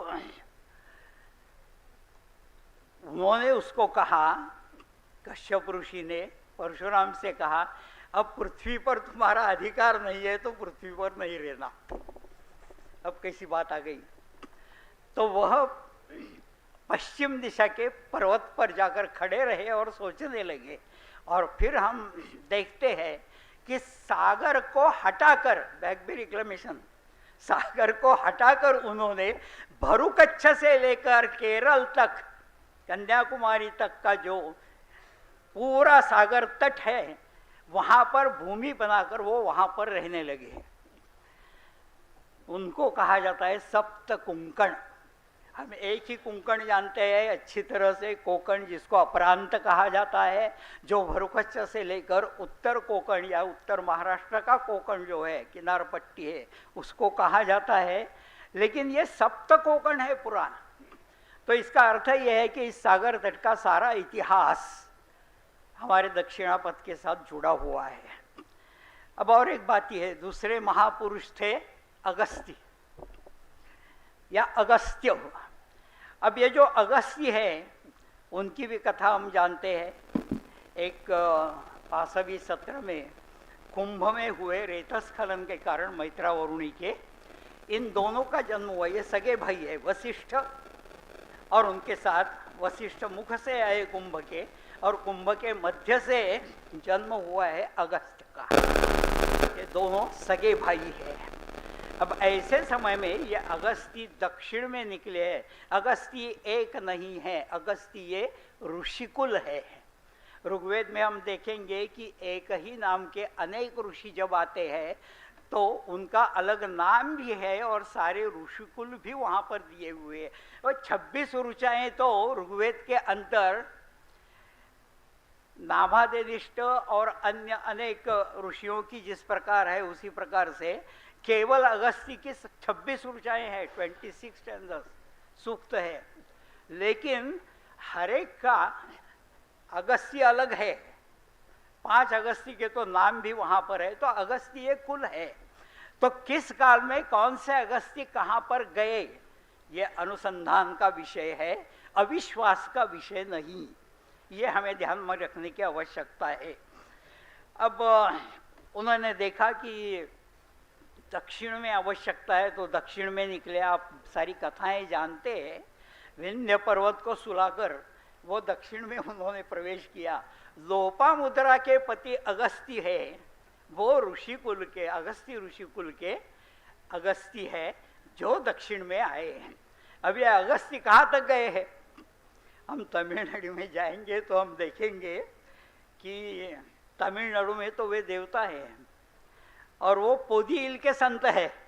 पोदील यानी माउंटेन, पर्वत। उस पर्वत पर जहाँ से ताम्रपर्णी नदी भी निकलती है उसका उगम स्थान भी है। 6200 फीट की ऊंचाई है उस पहाड़ की, और वहाँ पर भी उनका आश्रम था। सारे देश भर में भी आश्रम थे। तो वहाँ पर जो अगस्त्यकूट है वहाँ पर भी उनका आश्रम था, और इसलिए तमिलनाडु के इतिहास के साथ वो जुड़े हुए हैं। तमिलनाडु की दृष्टि से वो शिवा के शिष्योत्तम है, वेद शास्त्र के प्रणेता है, अलौकिक इस प्रकार के महर्षि है, अलौकिक शक्ति के महर्षि है, पांड्य राजाओं के कुलगुरु भी है। और तमिलनाडु में जिस प्रकार उनके मंदिर है उसी प्रकार के मंदिर वहाँ के साहसी नाविकों ने सीधा इंडोनेशिया तक जाकर वहाँ पर बनाए हैं। तो यवद्वीप में यानी जावा में हमें अगस्त्य की बहुत सुंदर मूर्तियाँ आज भी दिखाई देती है। तो कितना संबंध है, तमिल भाषा के व्याकरण से उनका संबंध है, तमिल भाषा के वो साहित्यकार भी है। इस प्रकार के अगस्त्य ये दूसरे महापुरुष है जिनका दक्षिणापथ से ये नाता है, वो मूल पुरुष है। इस दृष्टि से हम अगर देखें तो संस्कृति एवं परंपरा का निर्माण यूं ही नहीं होता है। आज की आर्कियोलॉजी और सारी फैकल्टीज़ को लगाकर हम जो कुछ भी इतिहास तैयार कर रहे हैं उसके साथ लिटरेरी सोर्सेज जोड़ना, इसका अर्थ उसको डिकोड करके उसका इतिहास में क्या स्थान है इसकी तरफ ध्यान देना है, ये मुझे लगता है। ठीक है, हम जब आगे चलते हैं तो फिर हमें बहुत सी बातें आसानी से प्राप्त हो जाती है। क्या उत्कल दक्षिणावर्त में था, क्योंकि ताम्रलिप्ति बंदरगाह जिसको हम बंगाल में मानते हैं सुवर्ण रेखा नदी के तट पर है, और सुवर्ण रेखा नदी वेदकाल से लेकर लगभग 10वीं सदी तक 11वीं सदी तक उत्कल की उत्तर सीमा थी, और उत्कल को दक्षिणापथ ही समझा जाता। कृष्णदेवराय वहां पर गए थे ना, उस तट पर क्यों गए थे? अभी अभी की बात है ये, अभी अभी की यानी इतिहास में 500 वर्ष पूर्व की। तो उन्होंने आंध्र के साथ तो उनका संबंध था क्योंकि वो तेलुगु साहित्यिक भी थे। उसके बाद वो वहाँ से कटक तक गए। अब ये क्या बात है, वहाँ के राजपुत्री से उनका विवाह भी हुआ। इसका अर्थ एक है कि दक्षिणापथ में, दक्षिणापथ की पॉलिटी दक्षिणापथ की कल्चर, दक्षिणापथ के सारे भाग इस इतिहास के अंदर उत्कल के साथ जुड़े हुए हैं। इसलिए उत्कल से लेकर कन्याकुमारी तक जो पूर्वी तट है वो सारा तट भी दक्षिणापथ में आ जाता है, ऐसा मुझे लगता है। बहुत सुंदर कथाएं कथा सरित सागर में है। साहसी प्रवासी और दरियावर्दी और व्यापारी सानुदास निकला, कहाँ से निकला? ताम्रलिप्ति बंदरगाह से निकला, सुवर्णरेखा नदी के तट पर से, और वहां से वो पहुंचा कलशपुर, जो सितांग नदी के मुहाने बर्मा के अंदर है, थाईलैंड भी वहां से नजदीक है, वहां पर वो पहुंचा। जब वापस आता है, ये तो कहाँ आता है? वो दंतपुर में आता है, अगेन कलिंग में आ जाता है। श्रीकाकुलम है, कहाँ है आज? वो बंगाल में नहीं है और उत्कल में भी नहीं है उस दृष्टि से, लेकिन उस समय ये जो कलिंग यानी श्रीकाकुलम है, उस समय भी वहां पर था।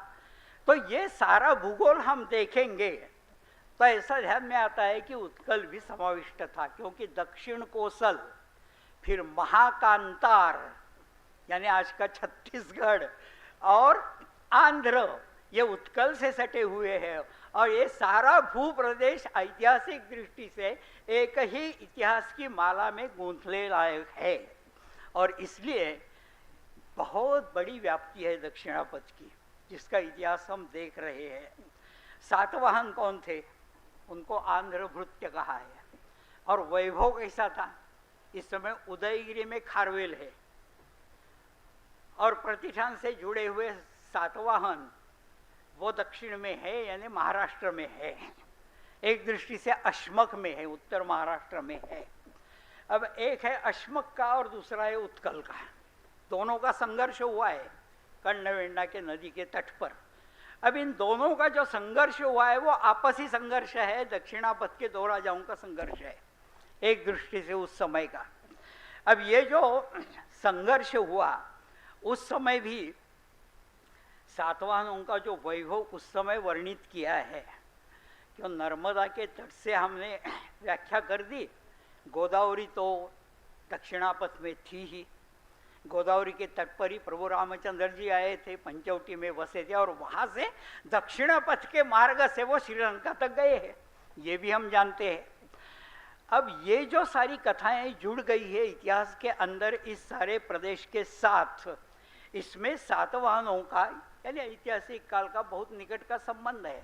गोदावरी से उस समय का कवि पूछता है, सातवाहन हाल की सप्तगाथा सप्तशती पूछता है, सच्चम्बण गोदावरी पूव समुद्रेण सहुवासंती सालाहन कुलसरिसम जैते कुले कुलम मथी। हे गोदावरी, सच सच बचा मुझे, तू पूर्व समुद्र तक प्रवाहित हो जाती है, निकलती है त्र्यंबकेश्वर में, सह्याद्री में, ब्रह्मगिरी से निकलती है और वहां से वहां तक जाती है, पूर्व समुद्र तक जाती है। तो तुम्हारे दोनों तट पर तुमने कभी इस प्रकार का वैभवशाली राजकुल देखा? किस प्रकार से कवि प्रशंसा और वर्णन करते हैं, बखान करते हैं, ये सारा कुछ इतिहास के अंदर हमें ध्यान में लेने की आवश्यकता स्वाभाविकता होती है, क्योंकि शक पल्लव यवन निशूदन इस प्रकार का वर्णन नासिक के प्रशस्ति लेख में सातवाहन गौतमी सातपूर्णी की माता ने उसका किया है, और जहां पर उसको एक ब्राह्मण कर कहा है और दक्षिण पथ का अधिपति भी कहा है।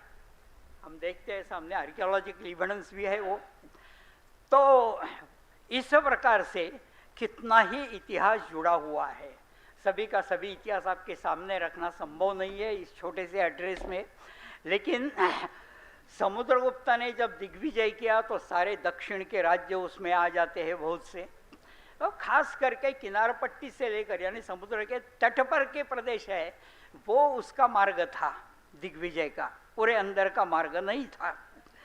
अब दूसरी एक बात है, उसके साथ साथ हर्षवर्धन और पुलकेशी का जो संघर्ष हुआ है वो नर्मदा के तट तक हुआ है, और एक ऐतिहासिक सीमा रेखा उत्तरापथ और दक्षिणापथ की उन दोनों ने निश्चित की है करार करके, ऐसा हमें ध्यान में आता है। तो दक्षिणापथ की व्याख्या जब हम करते हैं तो ये सारी बातें हमारे सामने स्वाभाविकता से आ जाती है। दक्षिणापथ समृद्ध था, आज भी समृद्ध है। क्यों समृद्ध है और क्यों समृद्ध था? मेरा विषय अभ्यास का एंशंट इंडियन पोर्ट्स ये रहा है। 81, 82, 83 में मैंने जब फील्ड वर्क किया उसके लिए, तब 25 बंदरगाहों यानी भरूकच्छ से लेकर कन्याकुमारी को प्रदक्षिणा करके तमिलनाडु के अरिकामेडु से फिर उत्तर में सीधे ताम्रलिप्ति तक के 25 साइट्स मैंने देखी और फिर छोड़ दिया वो, और कहा कि ठीक महाराष्ट्र के संदर्भ में ही कि मैं केवल करूँगा। लेकिन ध्यान में ये आ गया कि कितने समृद्ध बंदरगाह थे सारे, और कितना एक्सपोर्ट भारत से होता था, और किस प्रकार के संपत्ति का एकत्रीकरण इस भारत के अंदर होता था। दक्षिणापथ का ये क्रेडिट है और वो पूरे भारतवर्ष के लिए गौरवशाली क्रेडिट है।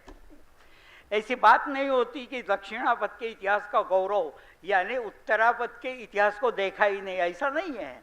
अरे इतिहास में तो हम अलग अलग विभाग करके उसके इतिहास पर चर्चा सत्र करते हैं और सबका एकत्रीकरण करके फिर भारतवर्ष का इतिहास बनता है।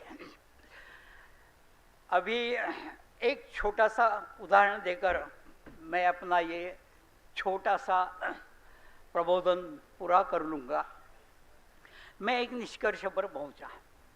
वो निष्कर्ष ये था कि ये जो दक्षिण की समृद्धि है उसका सबसे बड़ा कंट्रीब्यूटर अपने भारत को सुवर्ण भूमि कहा जाता है इस संकल्पना में आता है। क्यों आता है? हम सारे बंदरगाहों का दृष्टिक्षेप करते हैं तो क्या करते हैं? पेरिप्लस ऑफ द एरिथ्रियन सी, इस ग्रंथ में कौन से बंदरगाह आए, कौन से देश आए हैं। फिर एल्डर प्लिनी उसने क्या कहा है, इंडिगो प्लस्टिस उसने क्या कहा है, पांचवी। इसी प्रकार से हम लिटरेरी सोर्सेस का उपयोग करते रहते हैं। अब इसका उपयोग करते समय एक ध्यान में आता है कि प्रमुख कारण इस समृद्धि का केवल दक्षिणापथ के प्राचीन बंदरगाह, साहसी नाविक, देश भर में फैले व्यापारी मार्ग और उसके साथ साथ एक विलक्षण ट्रेड सिस्टम सार्थ और सार्थभाव से जुड़ी हुई, ये उसका महत्वपूर्ण अनेक कारणों में से ये महत्व का कारण है। ये मेरे ध्यान में आ गया। और फिर प्लिनी का अभ्यास करते समय मेरे ध्यान में आया कि प्लिनी ने बेचारे ने एक बहुत अच्छी कॉशन यानी सावधानता की सूचना रोमन एडमिनिस्ट्रेशन को, गवर्नमेंट को दी हुई है। वो प्लिनी के नेचुरल हिस्ट्री में आ जाती है। वो क्या कहता है वो बताकर मैं पूरा करता हूँ मेरा ये प्रबोधन। हुआ ऐसे कि प्लिनी ने उसमें कहा है कि हम किसी भी सरदार के घर पर, नाइट्स के घर पर पार्टी के लिए जाते हैं, उसको मिलने जाते हैं, मीटिंग के लिए जाते हैं, चर्चा के लिए जाते हैं, तो क्या देखते हैं? उसके घर में जो कारपेट बिछाई होती है वह कारपेट भारत से इंपोर्ट की हुई होती है। उसके भित्ति पर, दीवार पर जो भी भित्ति चित्र लगे हुए होते हैं या शो पीसेस लगे हुए होते हैं वो धातु के होते हैं, ब्रॉन्ज के हैं, सुवर्ण के हैं, चांदी के हैं, वो सारे भारत से आयात किए हुए होते हैं। उनके घर में स्त्री, पुरुष, बच्चे सबके शरीर पर जो अलंकार होते हैं वो सुवर्ण के होते हैं, वो भारत से इंपोर्ट किए हुए होते हैं।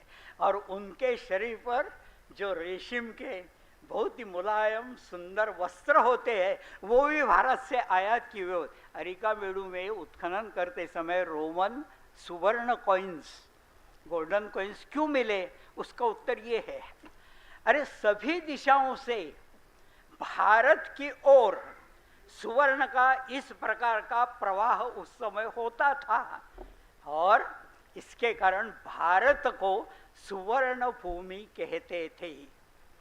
It is the most economic term of India describing India of that time. तो इसलिए मुझे ऐसा लगता है कि कितने ही संदर्भ हमें इस प्रकार के ऋग्वेद से लेकर आज तक के प्राप्त होते हैं, उन सभी का एक में एक से संबंध सिद्ध करना, जो प्राचीन इतिहास है, प्राचीन लेखन है, उसको डिकोड करना और ठीक तरह से इतिहास की रचना करके सबके सामने लाना, ये अपने चर्चा सत्र का प्रमुख उद्देश्य है। आप सभी इस प्रकार के इतने महत्वपूर्ण चर्चा सत्र में आए, इसके लिए आप सभी का मैं मनःपूर्वक अभिनंदन करता हूँ और मेरी वाणी को विराम देता हूँ। धन्यवाद।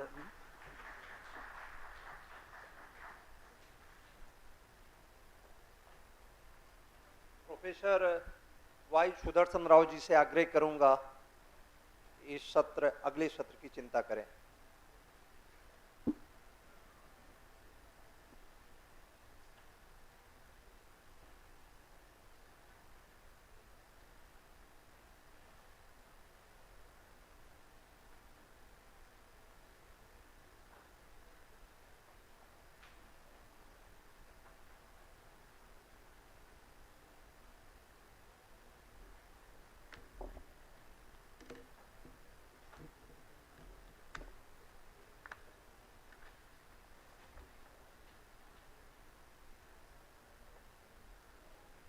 ओम श्री गुरुभ्यो नमः। सभाय नमः। Today we have chosen to re-look at our history of that part which is generally known as Dakshinapatha. Just now you have heard our young old friend Sharad Hebalkar ji tracing the history right from the very ancient times, maybe from the Parshurama times and even before that from the Vedic times to almost present times. He also referred that this particular region, what is generally known as Dakshinapatha, was mostly known to the foreign traders, particularly, as he said, the Roman traders. In fact, only through Rome, the entire Europe knows about the greatness of Bharat,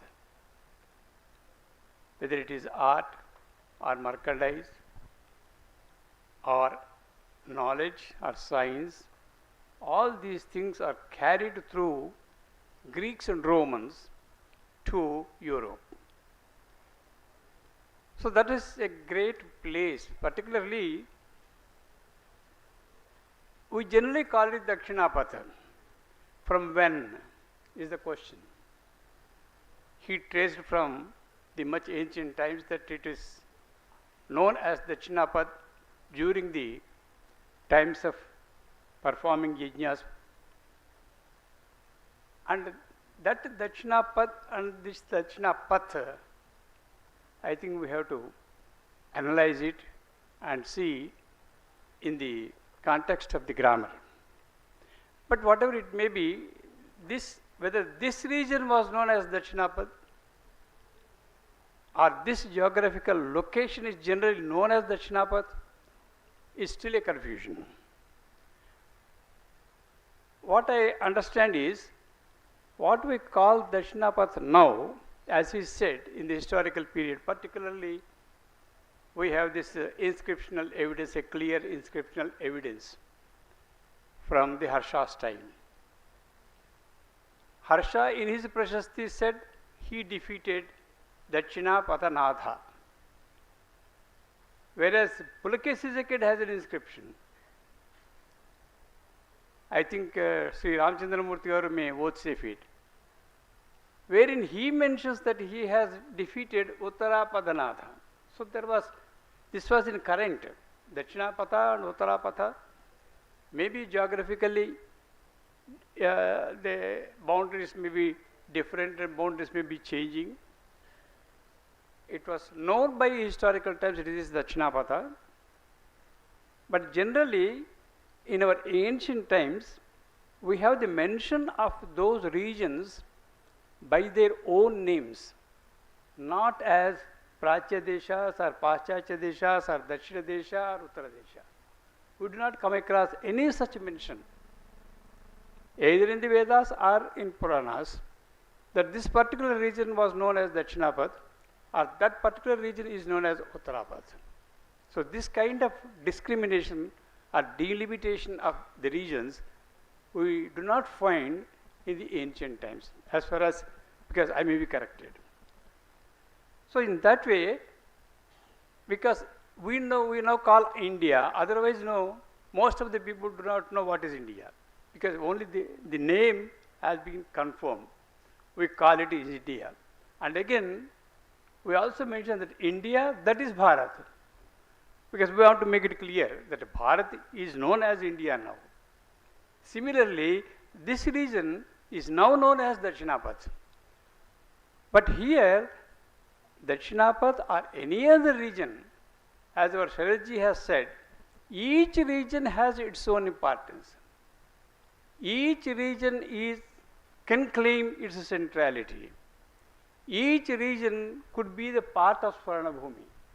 And again, this nomenclature of Swarnabhumi also changes from time to time. As he said, the whole Bharat was known as Swarnabhumi at one time, but later the Southeast Asia is now known as Swarnabhumi.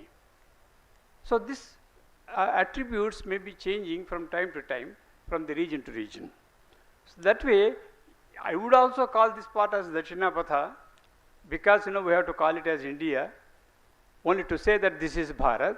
So similarly, whenever I refer to Dakshinapatha, I will be taking that region which is very proper Bharat. As he said, that the northern regions from Malwa and also Magad down to the entire south, this is the proper Bharat. And this proper Bharat was sometimes known as Dakshinapad or Uttarapad, but this is the Bharata proper. So with that centrality, let us look about this particular region as central to our Bharat culture, Bharat philosophy and Bharat Dharma, which are again twinned down by the Sanatana Dharma. So, this Dakshinapatha, even if you look into the geological times, because we come across that the northern part, particularly from the Ayodhya towards north, and also including Himalayas. So these regions have come up at a particular time when the tectonic plates were moving towards north. Even the recent finding from the Geological Survey of India was that even the present tectonic plate on which we stay, this is also moving towards north, and particularly it is posing towards northwest, what we call Jambu Dvipa. Jambu Dvipa was strong at that time, and it is still stronger, and that Jambu Dvipa, that plate, is connected with the Dakshinapatha and southern plate, and this is in fact these are not two plates, this is one plate. That's why it is moving towards northwest, and this northeast region has been formed later. So this is clearly mentioned. That way, this particular region right from Kashmir, we always say Kashmir to Kanyakumari. Kashmir to Kanyakumari is one land, what you call the tectonic plate. That way, it is stronger geologically, and also the geographical regions that we mention in this part is generally known as Bharat. And I think we have our Giridhar Mamidi. I think he will be presenting on this geographical features of Dakshinapatha in the later sessions. So our Puranas let us know the history of the universe through landmark episodes. Here the problem is the history has to be known about the ancient times or pre-ancient times. It has to be known only through Puranas. Only the Puranas are the only source of literature, source of history. Vedas, of course, they are there, but Vedas, we are not very sure of these particular regions and but these practices, where they were practiced and to what geographical region they are concerned. But Puranas would definitely look to the very beginning of the history or beginning of the universe. For example, we have so many episodes from the Puranas only. All these Puranas only come from Puranas. All these episodes come from only Puranas. But these Puranas, which the episodes have to be decoded. Because the problem is we cannot understand, we cannot take the episodes by letter. We have to take the episodes by its spirit, its essence. For example, about the creation. At the creation, what happened? There was a Sagar Manthan. The Puranas clearly say that it is the Sagar Manthan. A Manthan has been done. And out of the Manthan, the present planet, this planet has emerged.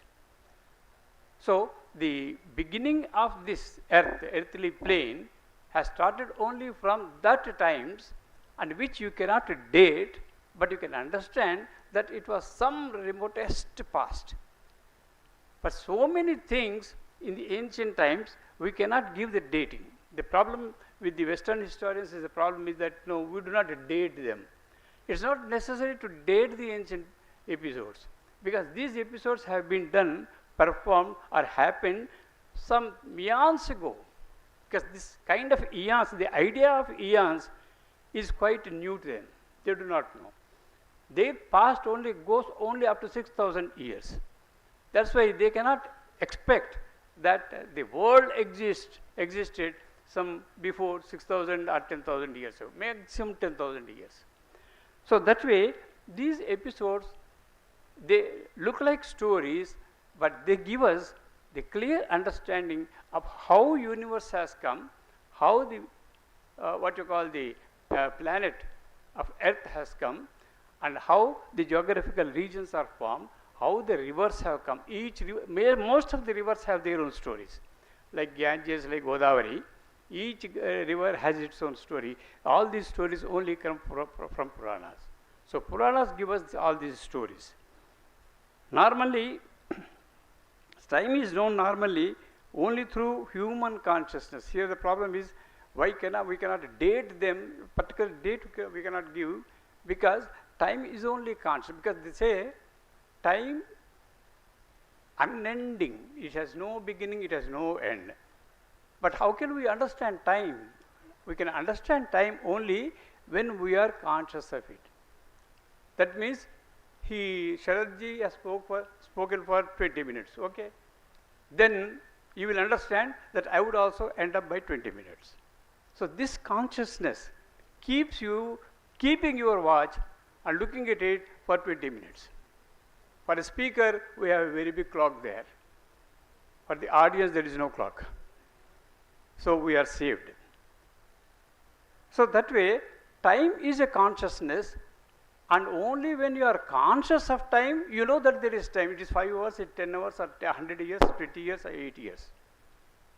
So our life, anyhow, it has to be done within 100 years. So 60 years, or 70 years, 80 years. But when you look into because you are not alone here on this planet. You had your father, you had your grandfather, and grandfather must be having a father, and that father must be having a father. So if you look into the past, there can't be any end, because nobody is born without having parents.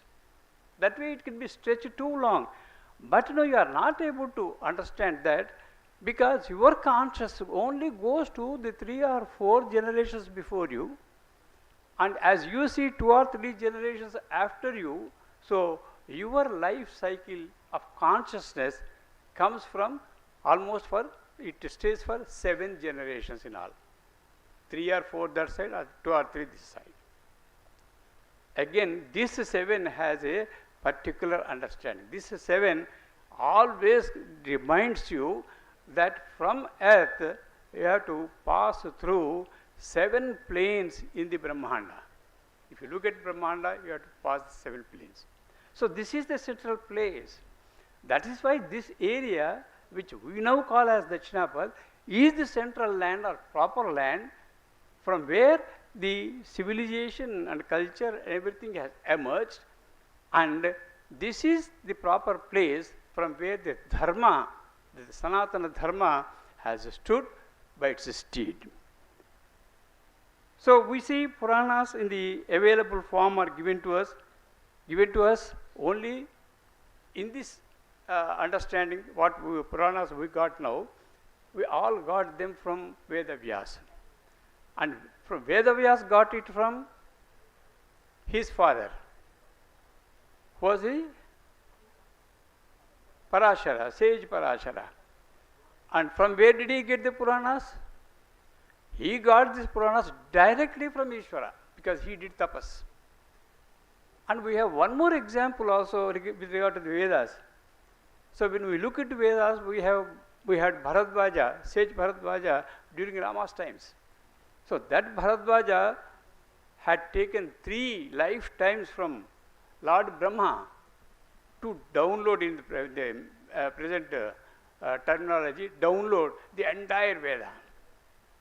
And Brahma suggested that it's not possible for you because your bank is not able to take up that kind of data. It is very small, it is too small to have the entire data with you. So he said, this, the knowledge that you have downloaded right up to now, that is more than sufficient. Even that is also more than sufficient, and we can also reduce it to any amount, smaller amounts, so that even a small sloka would give you the salvation. So see, the entire Veda, we do not know how its extent is, and we do not know about its time, but still know that is available to us. It gives the knowledge or experience to any individual with a very small speck from the Veda.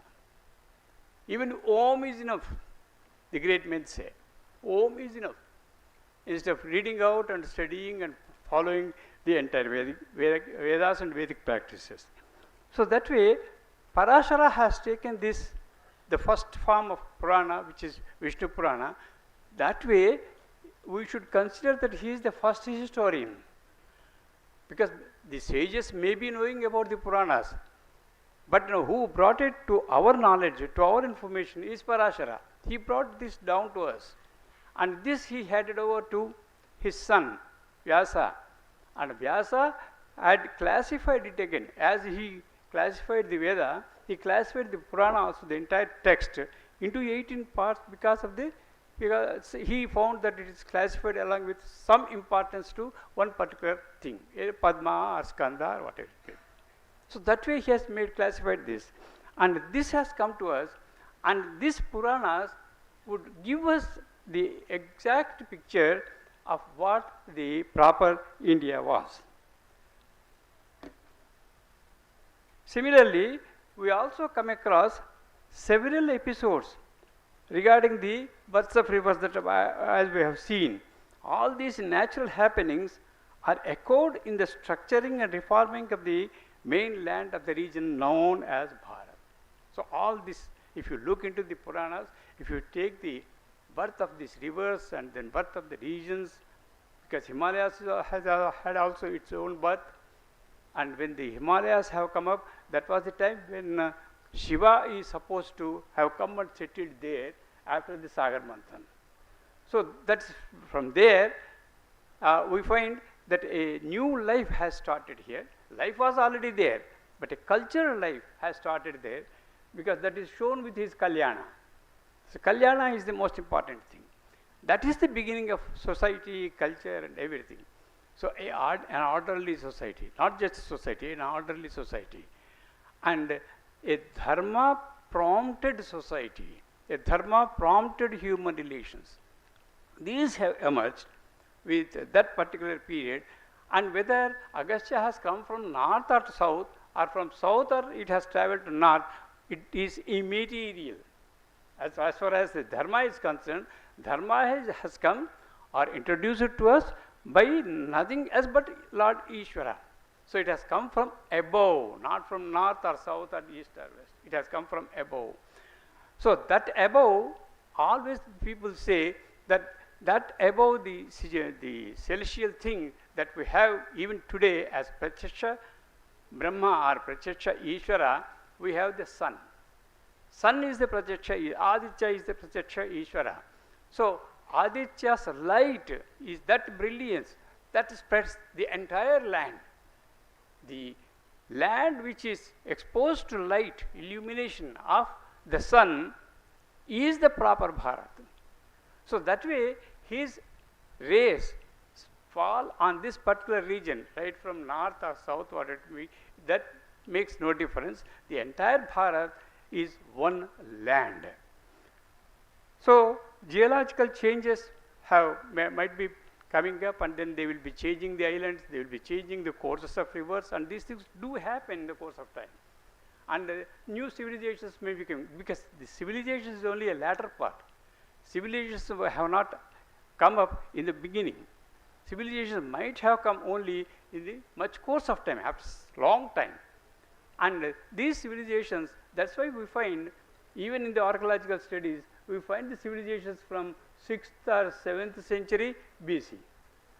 Because still we are getting so many explorations, so many investigations, that we now come across so many things that what we had already acquired about the knowledge of the past has now to be researched, re-understood. Because now we say that Homo sapiens lived along with the Neanderthals. And Neanderthals or Homo sapiens were neighbors.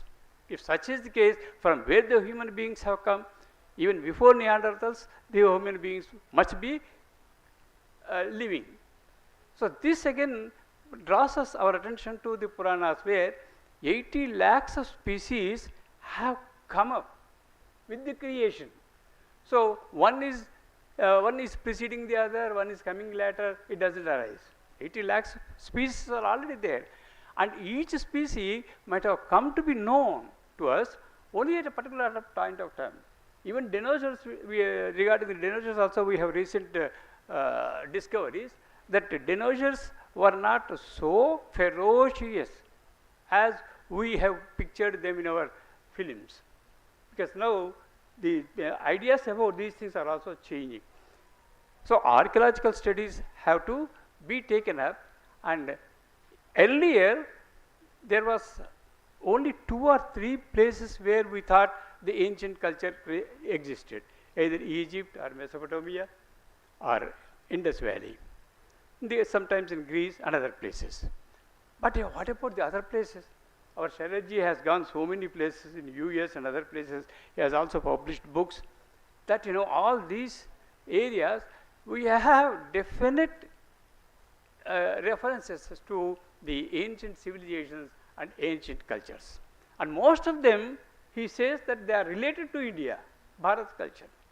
So this has to be brought out, and our archaeological exploration should go in the direction, so that not only Bharat, the other regions on this planet do not lag behind in bringing up the civilizations. Civilizations may come up anywhere, but when the question of culture and Sanatana Dharma comes, we need Ishvara.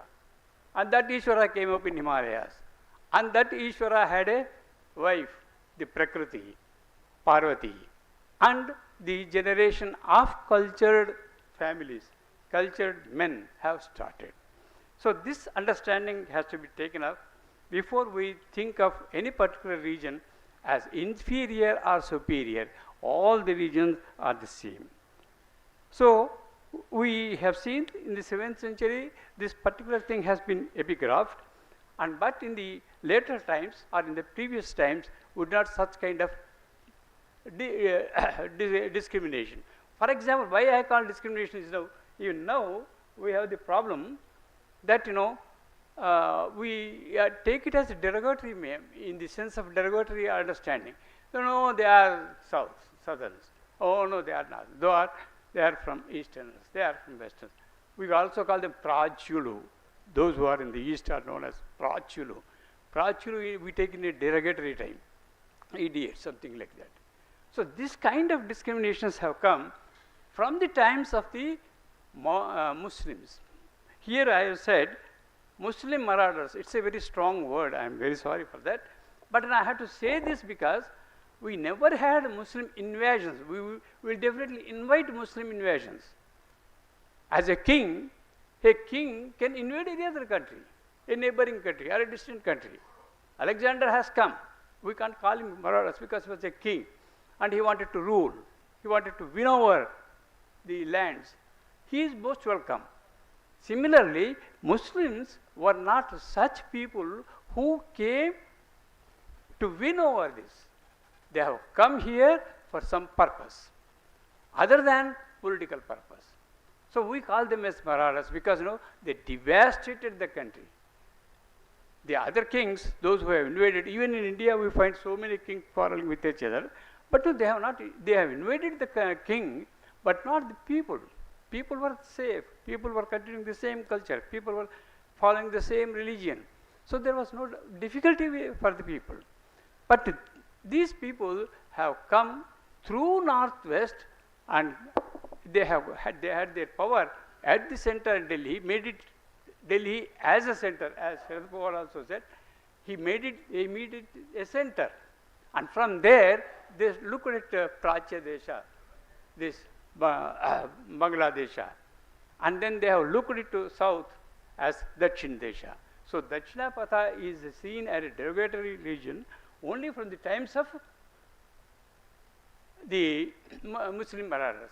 And secondly, in our history books, what we say, generally we were all students of history at this high school level or intermediate level.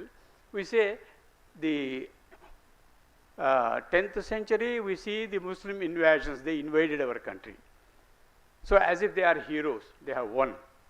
That's secondly, in the beginning of the modern times, we say it is the coming of Europeans. What is this coming of Europeans? Why should they come here? For your good or for my good? The coming of Europeans, we don't say that they have come to trade and they have come to exploit us, and similarly they wanted to take over the kingdoms and then rule the country. So this was the plan that we see within 200 years or 200 years, from 1600 to 1800, they have become the rulers of the country. So why should we say that they are coming? They have not even invaded, they have come silently and they have conquered. And so both are not invasions in a way, but they are only peeping into, pressing themselves into the country, and they made us what you call presently what we say that we had to fight for our independence. Even when we take independence, most of the regions in India were independent. They were out of the control and administration of the British. We had 562 princely states when the British left us. So they were independent, as much autonomous, and the government, the British government did not interfere into the day-to-day administration. So that way they were independent. They were, even you can take the example from the Rajasthan kingdoms, even during the Mughal rule, they were independent.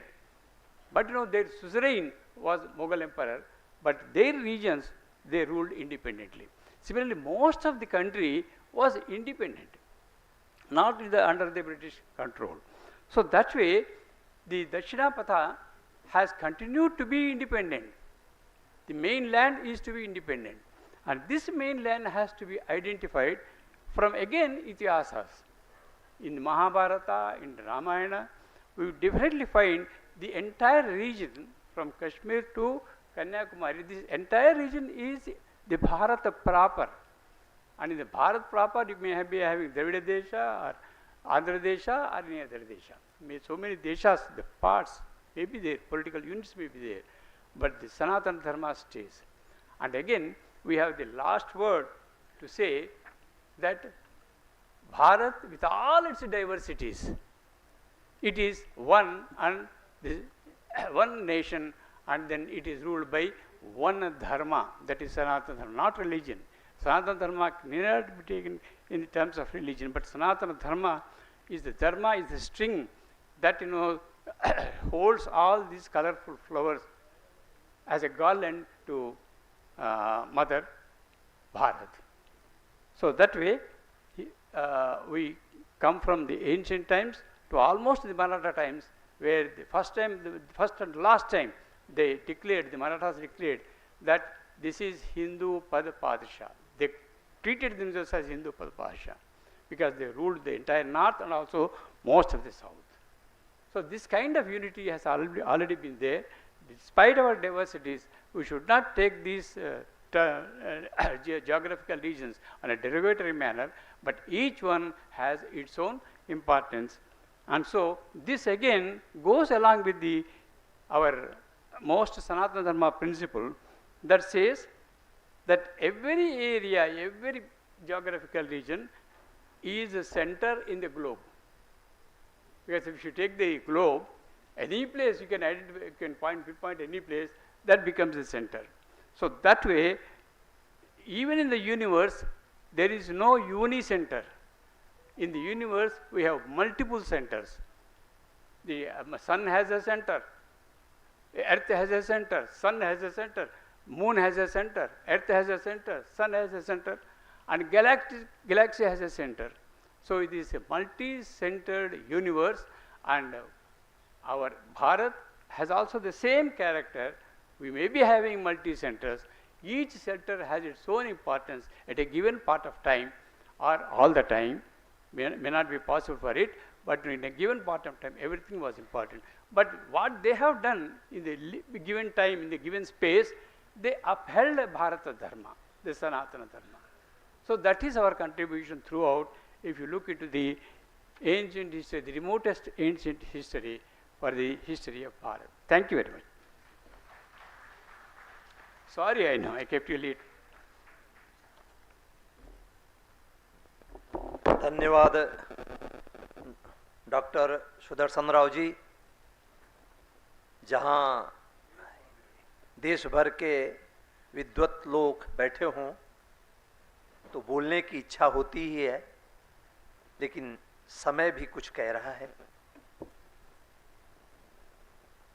आज इस सत्र के प्रारंभ में ही हमारे शरद हेबालकर जी, उन्होंने नाभारिष्ट के समय से कैसे दक्षिणापथ शब्द आया, ऐसे पुराणों में उन्होंने चर्चा की है। ऋषि अगस्त की जिनकी जावा में एक मूर्ति है, उसके विषय में भी चर्चा की है।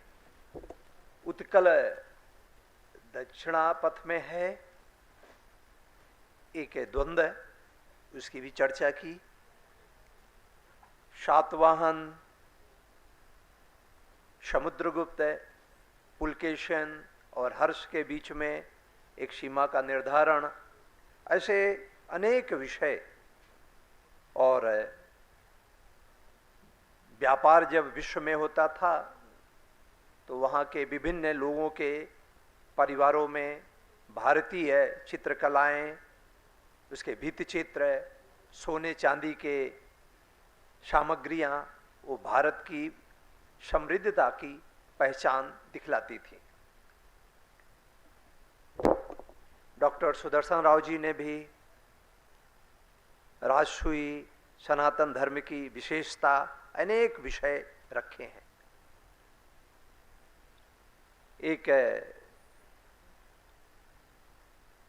महाभारत है तो 1122 ईस्वी से 1022 से लेकर के 1062 ईस्वी में यहीं एक शासक हुए हैं राज नरेंद्र। उनके राज पुरोहित नन्हे भट्ट, उन्होंने एक आंध्र महाभारत ऐसे लिखा है। उसमें एक छोटी सी कथानक कहानी ध्यान में आती है, मैं ज़्यादा परेशान नहीं करूंगा। तो उदयन चेर करके वो शासक है, और जब महाभारत में पांडव और कौरवों के बीच में युद्ध हो रहा था, तो उनके सैनिक युद्ध करते थे, लेकिन रात्रि को भोजन की व्यवस्था वो उदयन देखते थे। वो कहाँ के थे? केरल के थे, चेर देश के थे। तो हम प्राचीन काल से हम देखते हैं अनेक दृष्टांत ऐसे हैं जो दक्षिणापथ की ओर ध्यान दिलाते हैं। महाभारत में धौम्य ऋषि पांडवों को यात्रा करा रहे हैं, तो उसमें भी दक्षिणापथ के अनेक तीर्थों का वर्णन है। और ये नन्हे भट्ट जी हैं, इन्होंने भी गोदावरी और भीमेश्वर देव महादेव, श्री शैलम का एक विशेष रूप से वर्णन किया है। अभी मैं हमारे रंगराजन जी से मैं एक शब्द पूछ रहा था कि एक तमिल एक हुए हैं डॉक्टर राघव, हिंदी के लेखक हैं। उन्होंने प्राचीन इतिहास एवं परंपरा पर लिखा है, उसमें सूर्य प्रकाश शास्त्री जी हैं, तो वो तमिल शब्द का अर्थ उसमें लिख रहे हैं। उसका शब्द का अर्थ है माधुर्य, और चिंतमिल शब्द का अर्थ है विशिष्टता, शुद्धता, प्योर। तो जहां शब्द का अर्थ ही माधुर्य है, तो वहां माधुरता तो होगी। जहां शुद्धता उसका अर्थ है, तो शुद्धता तो होगी। तो इसलिए, लेकिन ये अंतर क्यों आया, ये अंतर क्यों दिख रहा है? यह अंतर है नहीं, लेकिन जो एक पश्चिम के धूर्त लोग आए, उन्होंने हमारे बीच में हमारे जो हमारा माधुर्य था उसको समाप्त करने का प्रयत्न किया। मैं अभी कुंभ में था, तो वहाँ बहुत सारे लोग पूरे देश भर के आए, वो सब आपके समाचार में हैं। केवल एक महिला तमिलनाडु से आई हुई थी, 90 साल की थी, 90 साल की महिला। उसके साथ और कोई नहीं था, एक छोटा सा 4 साल का उसका पौत्र उसके पीठ पर था। और कुंभ में हम जानते हैं, सुना होगा कि एक 22 किलोमीटर उसको पैदल जाना पड़ा।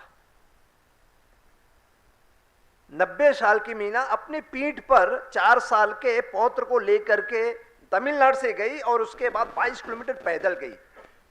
उसकी कमर 90 डिग्री झुक चुकी थी। स्नान किया, स्नान करने के बाद स्वाभाविक रूप से ऐसे लोगों से प्रश्न करने की इच्छा हुई, तो उनका माई इतना कष्ट क्यों सहा? तमिल में बोली थी, मैं हिंदी बोल रहा हूं, मैं तमिल नहीं बोल सकता। इतना कष्ट क्यों सहा? तो उसने कहा कि देखो, मुझे तो मेरी तो मृत्यु होनी ही है, 90 साल हो गए, आप कितना जी लेंगे, लेकिन मेरा जो पौत्र है इसका जीवन सुधर जाए, इसके लिए मैं यहां हुई। और मुझे बहुत प्रसन्नता है, मुझे लगता है मुझे सब कुछ मिल गया। ये जो सब कुछ मिल गया है, यह जो भाव है, ये जो एक रस है कि सब कुछ मिल गया है, यही भारत को जोड़ता है। और यह कैसे जुड़ता रहे, जिसकी चर्चा हमारे सुदर्शन राव जी ने बार बार की है।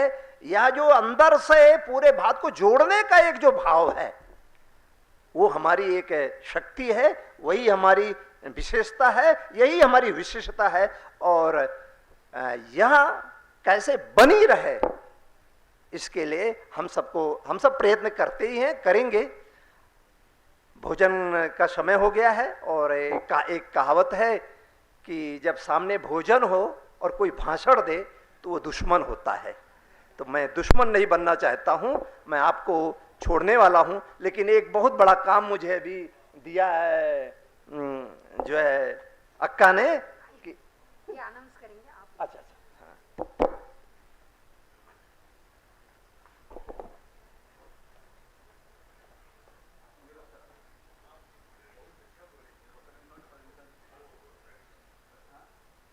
मेरे था।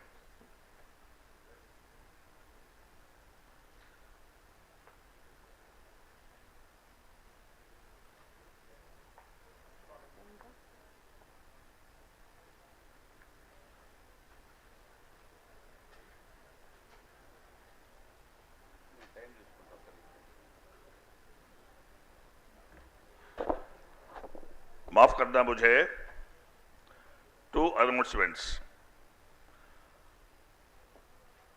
और अभी जो अध्यक्ष थे, he did not dare to stop Sudarshan Rao ji. He is the historian of historians. बात करते ही जा रहे हैं। वो अध्यक्ष जी यहाँ पर आके 15 मिनट खड़े हुए हैं, वो बोल नहीं सके, आप रोको बोल के मैंने इसलिए क्या कहा, वो हिस्टोरियन ऑफ हिस्टोरियंस है, उनको बहुत रखा। तो इसलिए समय का ध्यान रखिए। धन्यवाद। अभी ये सत्र, अगला सत्र 2 बजे शुरू होने वाला है, केवल 25 मिनट बचा है हम लोग जाके लेने तक, 15 मिनट बचेगा। 15 मिनट में हम खा के आ सकते हैं क्या, सोचिए प्लीज। आगे आने वाले जो भी समय देता रहते हैं उनको, उसको restrict yourself or due to the time. 1. Second announcement. Every participant has to register themselves as a delegate. इसलिए हमने माननीय डॉक्टर बाल मुकुंद जी कल आते ही 1000 रुपए दिए और registered himself as a delegate. No exception. Everybody has to register themselves. Those of you who did not register yourself as a delegate, I request them to kindly register yourself. एक agriculture scientist रहते थे, एकदम बढ़िया scientist, doctor MS Swaminathan, wonderful scientist, internationally known scientist. और उनके बेटी भी, now she is a WHO member. Everyone, even if he was invited as a guest only to speak as a chief guest, he used to register himself. So kindly, those of you who did not register yourself as a delegate, kindly register yourself by paying 1000 rupees. धन्यवाद। अभी समय थोड़ा ही है, आप जल्दी खा के आना। हाँ वो ठीक है भाई, मैं वो तो बोल रहा हूँ, मैं ठीक है जी। Thank you, sir. Thank you, Sanjay Kumar ji, for chairing the session, and thank you so much for Sharad Hevalkar ji and Sudarshan Rao ji. अभी संजय कुमार जी एंड सुदर्शन राव जी हेवालकर साहब को सम्मान करेंगे शाल से और मोमेंटो से।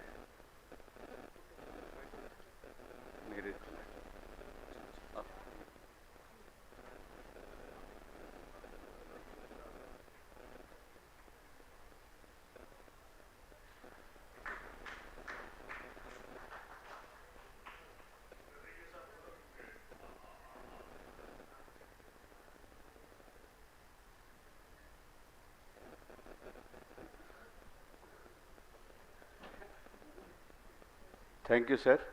Now let us break for lunch, and again we will join at 2:15. And in that session we are having 4 or 5 people. 4 people they are going to give us. We are going to have 4 people join at 2:15.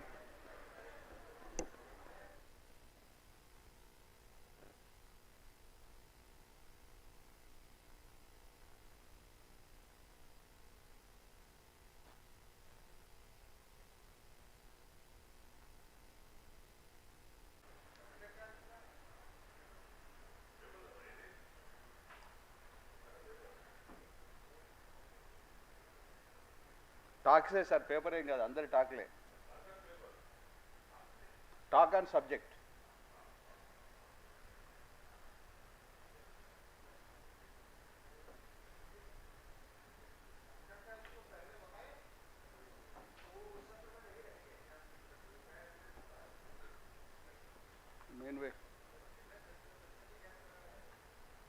सो जामखेड़कर जी थोड़ा delay हो रहा, तो I request Hemant जी आप आइए। रंगराजन जी खाली बैठेंगे ना, बोलते नहीं ना, आएंगे? हाँ, इनको लेकर आइए जरा।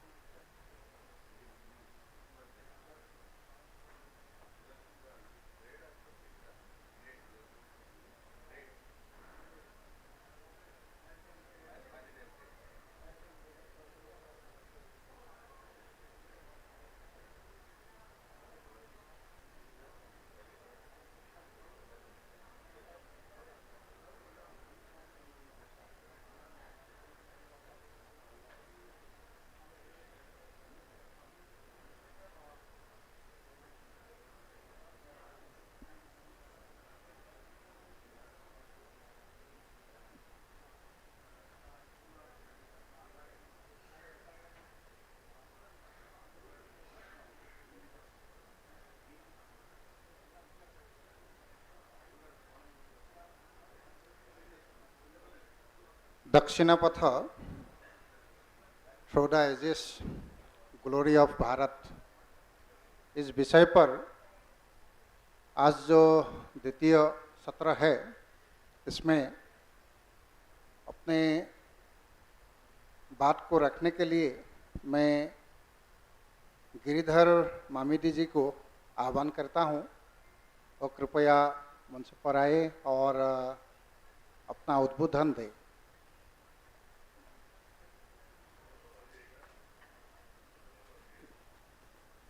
समय तो इसमें नहीं दिया है,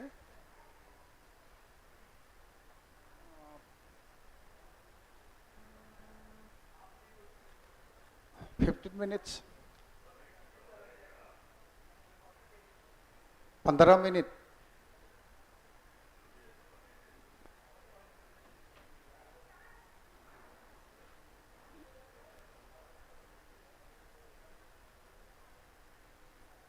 गिरिधर मामिडी जी अपने पावर पॉइंट प्रेजेंटेशन करेंगे।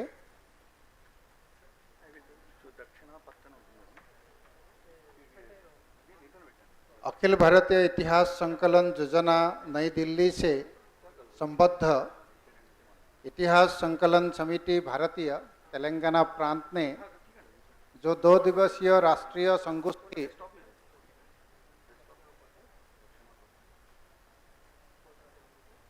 Dakshinapatha through the ages glory of Bharat, इस विषय पर इस सत्र में गिरिधर मामिडी जी, डॉक्टर अन्नदानम सुब्रमण्यम जी, TBR रंगराजन जी और डॉक्टर बालमुकुंद पांडे जी, आप सभी का उद्बोधन होंगे।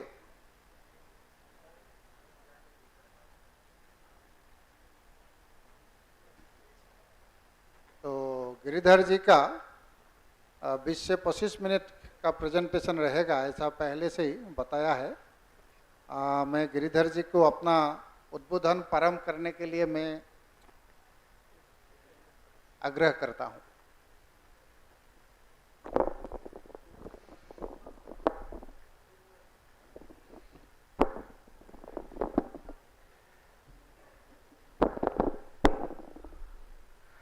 श्री गणाधिपते नमः, श्री गुरुभ्यो नमः, सभाये नमः। Namaste to all of you. As you all know, the session after lunch is the toughest session for anybody, including the speaker. So I request all of you to excuse me if I doze off while presenting. It's a challenging time, I understand, but I'll do my best, try and present my views. Friends, actually the point is, there are lots of narratives that are getting spun, as we all see today. The latest we know, the Devanagari symbol for rupee has been protested. A lot of things are going on.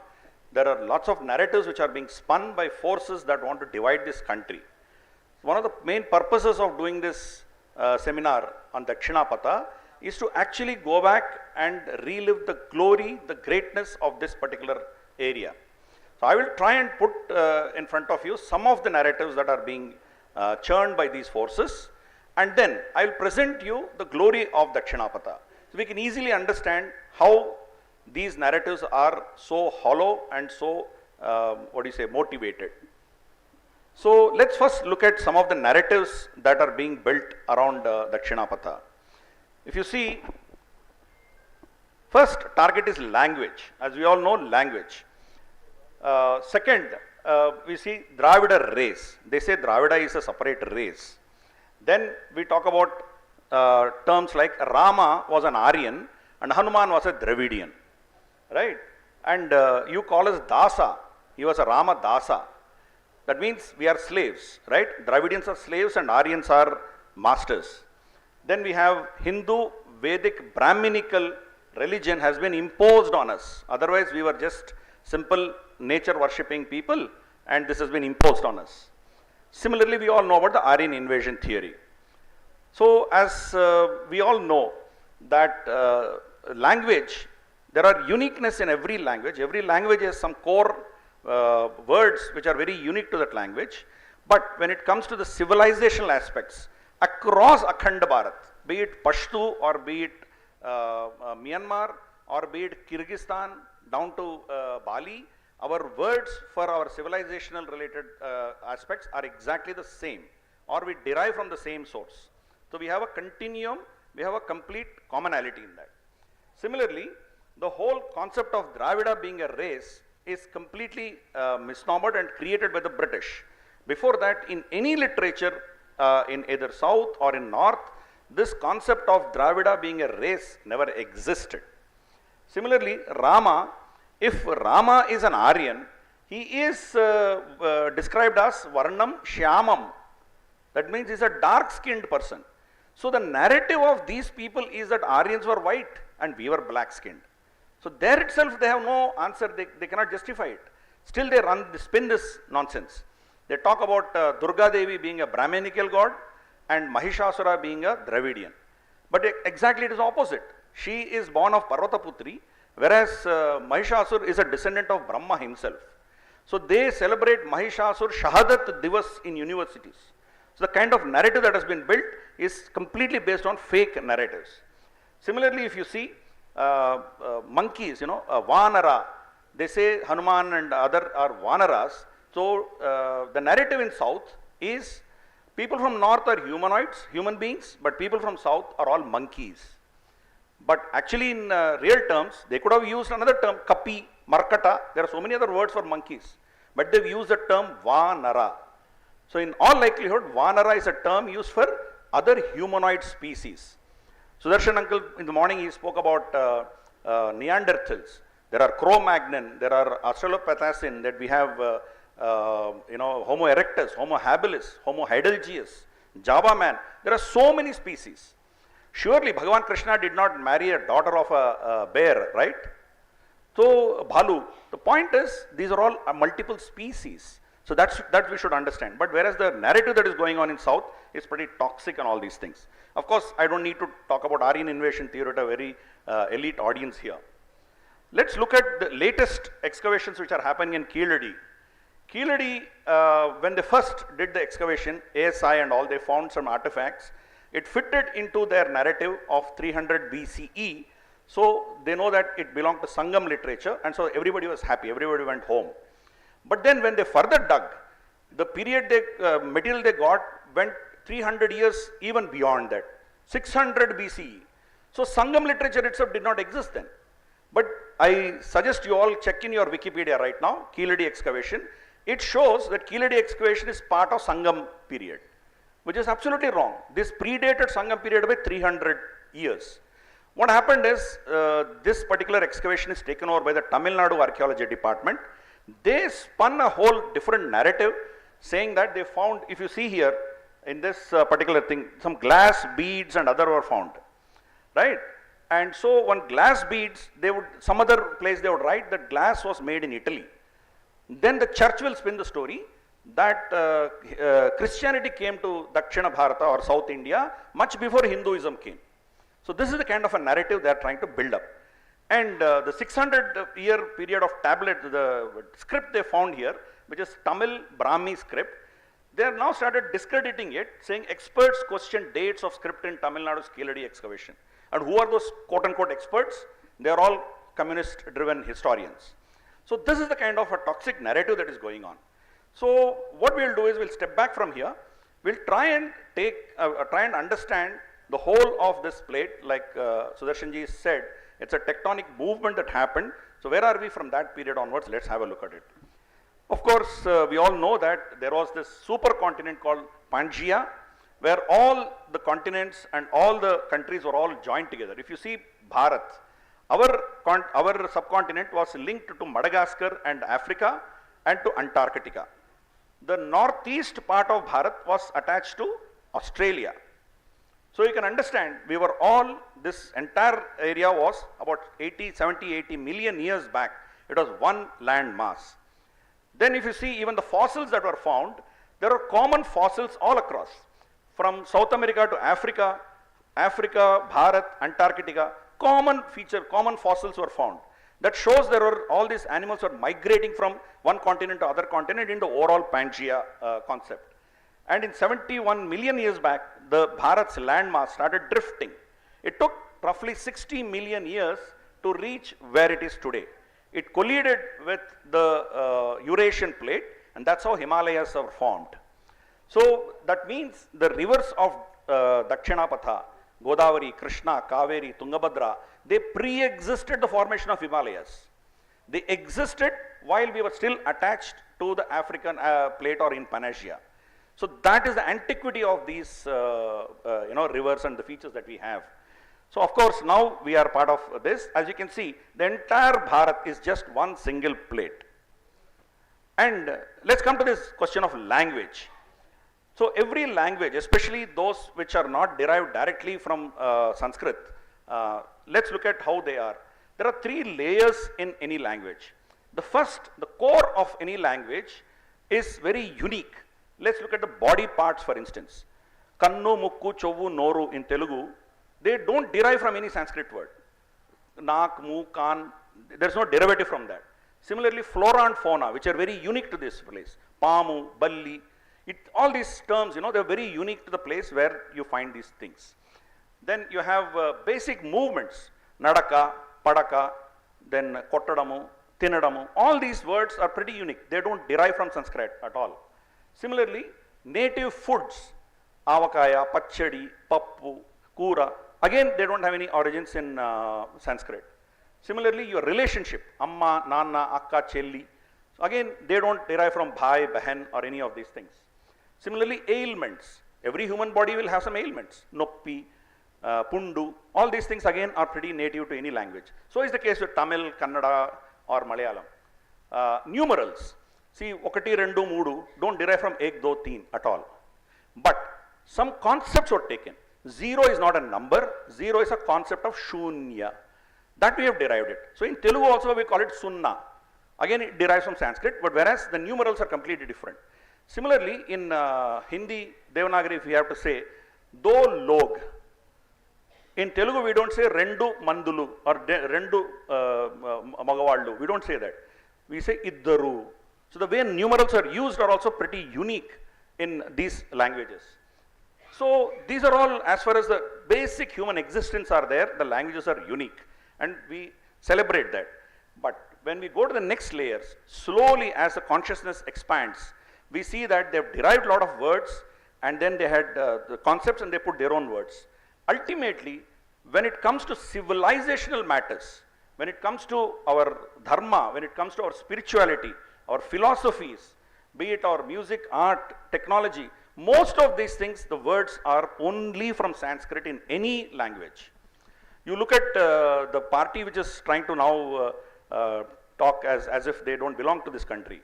Their name, the symbol itself is called Udayan Suryan. Both the words are Sanskrit words. The patriarch was Karuna Nidhi. Again, both the words were from Sanskrit. So you understand that there is no alternate word for prana shakti, prana shakti, jiva, then moksha, all these words, anything to do with our consciousness, about our civilization, be it Tamil, be it Naga, be it any other language, Pashto, they will use only Sanskrit words or things based on Sanskrit. So civilizationally we are all same, we are one across the Bharatvarsha, Bharatakhanda. But yes, we have the flavors of the local languages with regard to our basic movement, basic existence and basic territory. Rest of it is all common across all languages. In Tamil also you will not find a word for Atma, Jiva. It will only be Sanskrit related. Then we see the map of Mahabharata era. This is really the map which depicts the whole of Bharatavarsha. You see the people, the kings from south, be it Asmaka. Asmaka is today's eastern Karnataka, Telangana and Andhra. And then you have Kanchi. Then you have Dravida, Pandya, Chola, Kerala. All these were fighting on the side of Pandavas. But in some Asmaka rebels, they fought under Kauravas as well as in Pandavas.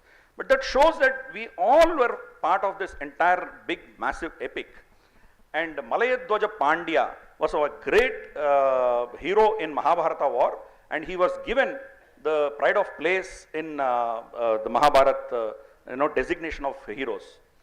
There is a very interesting story which Udupi, in Krishna Mutt, they share this story where they say the king of Udupi did not want to fight in the war, but he offered to be a caterer to both the armies.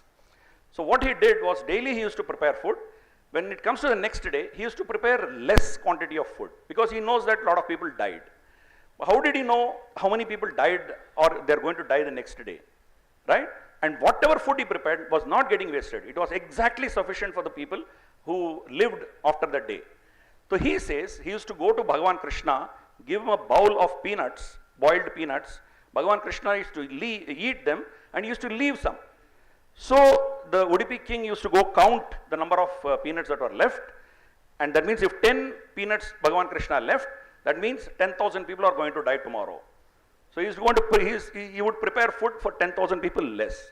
Look at the kind of connection they have to Mahabharata in a small town called Udupi, right? Similarly, we are talking about Dakshinapatha. Dakshinapatha means a travel, path. If you see from Kanyakumari to Kasi, Varanasi, this was the original Dakshinapatha. Uttarapatha we know from Kolkata to Peshawar is the Uttarapatha. Even today, the National Highway 7, NH7, is still exactly the same Dakshinapatha. It covers the same areas and distances. So let's quickly look at some of the great temples we have in this country of every single avatar. Matsya avatar, we have a place in Nagalapuram. This is close to Tirupati. This is the birthplace of the mother of Sri Krishna Devaraya. Veda Narayana. We have a kshetra there. And we all know about Sri Kurmam. It is a Kurma avatara mandir there. Similarly, Kallidai Kurichi Sri Adivaraha Perumal temple in Tamil Nadu, in Tirunelveli. We have Varaha Narasimha, lot of temples are there, but this is Varaha himself. We have a mandir there in Tamil Nadu. Similarly, we know that Narasimha avatar happened in Multan in Pakistan, which is called Mulasthan. That was destroyed by Muhammad Ghori and so many others later to that. So what did we do? We picked it up and took it down south into Dakshin. So you see, Ahobilam is now claimed to be the place where his avatar happened. So to retain that memory, we've shifted all our kshetras down south. It was south which protected our legacy, our history, our Itihasa and Puranas. So of course, diamond dozen temples are there of Narasimha. We have Yadadri, we have Simhachalam, Vedadri, Antarvedi, Mangalagiri, and Karnataka, the Vijayanagar kings, their presiding deity was Narasimha. So they built huge amount of temples, be it Haranahalli, Halibidu, Jwala Narasimha, Ahobilam, Narasimha Konda, Nellore, Kanakagiri, all these things. They built massive amount of Narasimha temples across south. Let's look at the next avatar, Vamana avatar. We know the famous Vamana temple in Khajuraho. Of course, there is no Murti there, but then the temple is one of the magnificent temples in Bharat. In down south in Kerala, you have this Tirakkara Vamana Murti, and then you have Mitranandapuram Vamana Murti temple in Kerala. So you can imagine what we are talking about in this country. Similarly, Kerala, there is a very profound connection for Vamana Avatara for them. Because we know that Bali Chakravarti donated to Vamana Murti the land, sky and everything, and we know the third leg was put on him and he was sent to the other worlds. Every year, the day when Bali Chakravarti returns back to earth, they celebrate Onam. So we know that he is giving dana and then he is becoming a Trivikrama. So you can understand what it is. And then Parashurama, the entire coastal belt beyond the Western Ghats is believed to be reclaimed by Bhagavan Parashurama from sea. So his worship is there even down south into Kerala as well. Even in Chiploon, which is again in Maharashtra, which is on the Western Ghats, there is Parashurama worship there. Similarly, we don't have to talk about Ramachandra, Bhagavan Rama, Bhadrachalam, Nashik and Orcha. I have just mentioned 3 of them. But diamond dozen temples, ancient temples are there spread across the entire Dakshinapatha.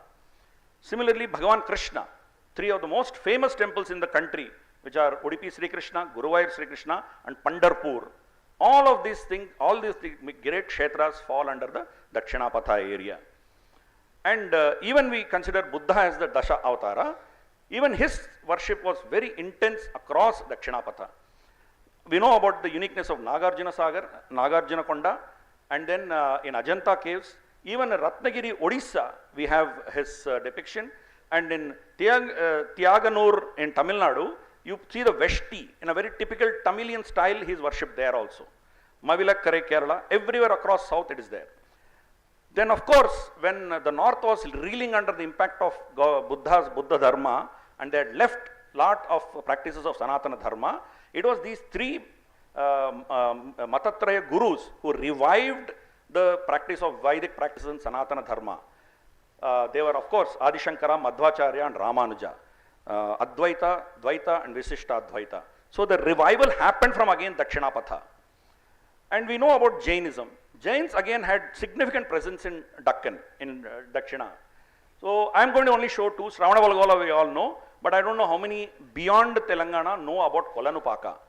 Kolanupaka is a village which is just 75 kilometers from where we are right now. And there is a beautiful temple of Jain temple there. The 2 murtis I am showing. One is of Parshvanath, Adinath, which is black in color. Second is Mahavira, which is in jade, made of jade stone.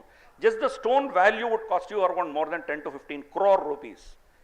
And the Jains believe that this murti was worshipped by Mandodari in Lanka.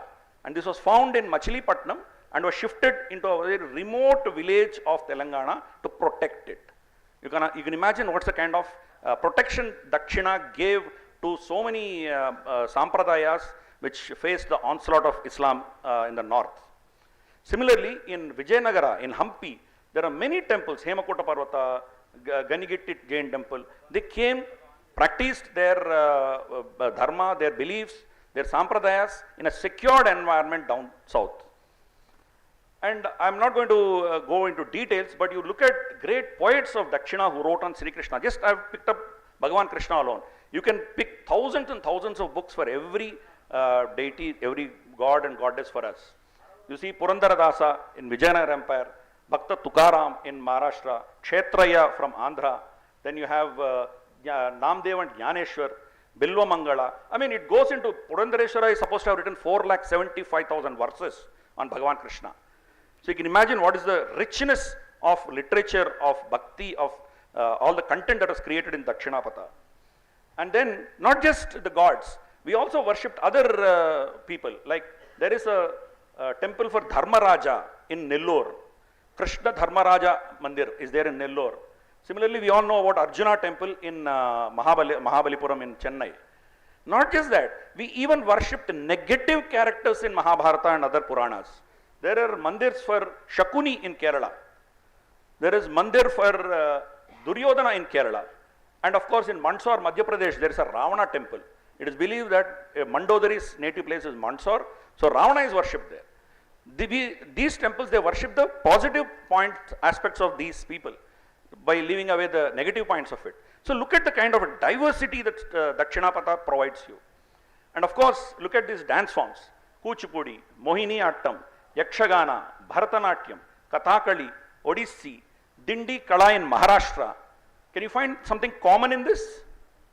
Anyone? Can you find anything common in this? It is Krishna Bhakti. You go to any dance forms here, it is all dedicated to Bhagavan Krishna. In different forms we celebrate, different languages we celebrate. So look at the beauty of this land. There is diversity, but there again, the underlying truth, underlying principle, dharma, underlying philosophies are all same. We all know about Mahakavi Kalidas. He is the greatest Sanskrit poet to have ever walked here. In 4th and 5th century, he lived. He was from Kashmir, but he settled down in Ujjain and other places. But his Sanskrit was so dense, people did not understand Kalidasa after a certain time. So what did they do?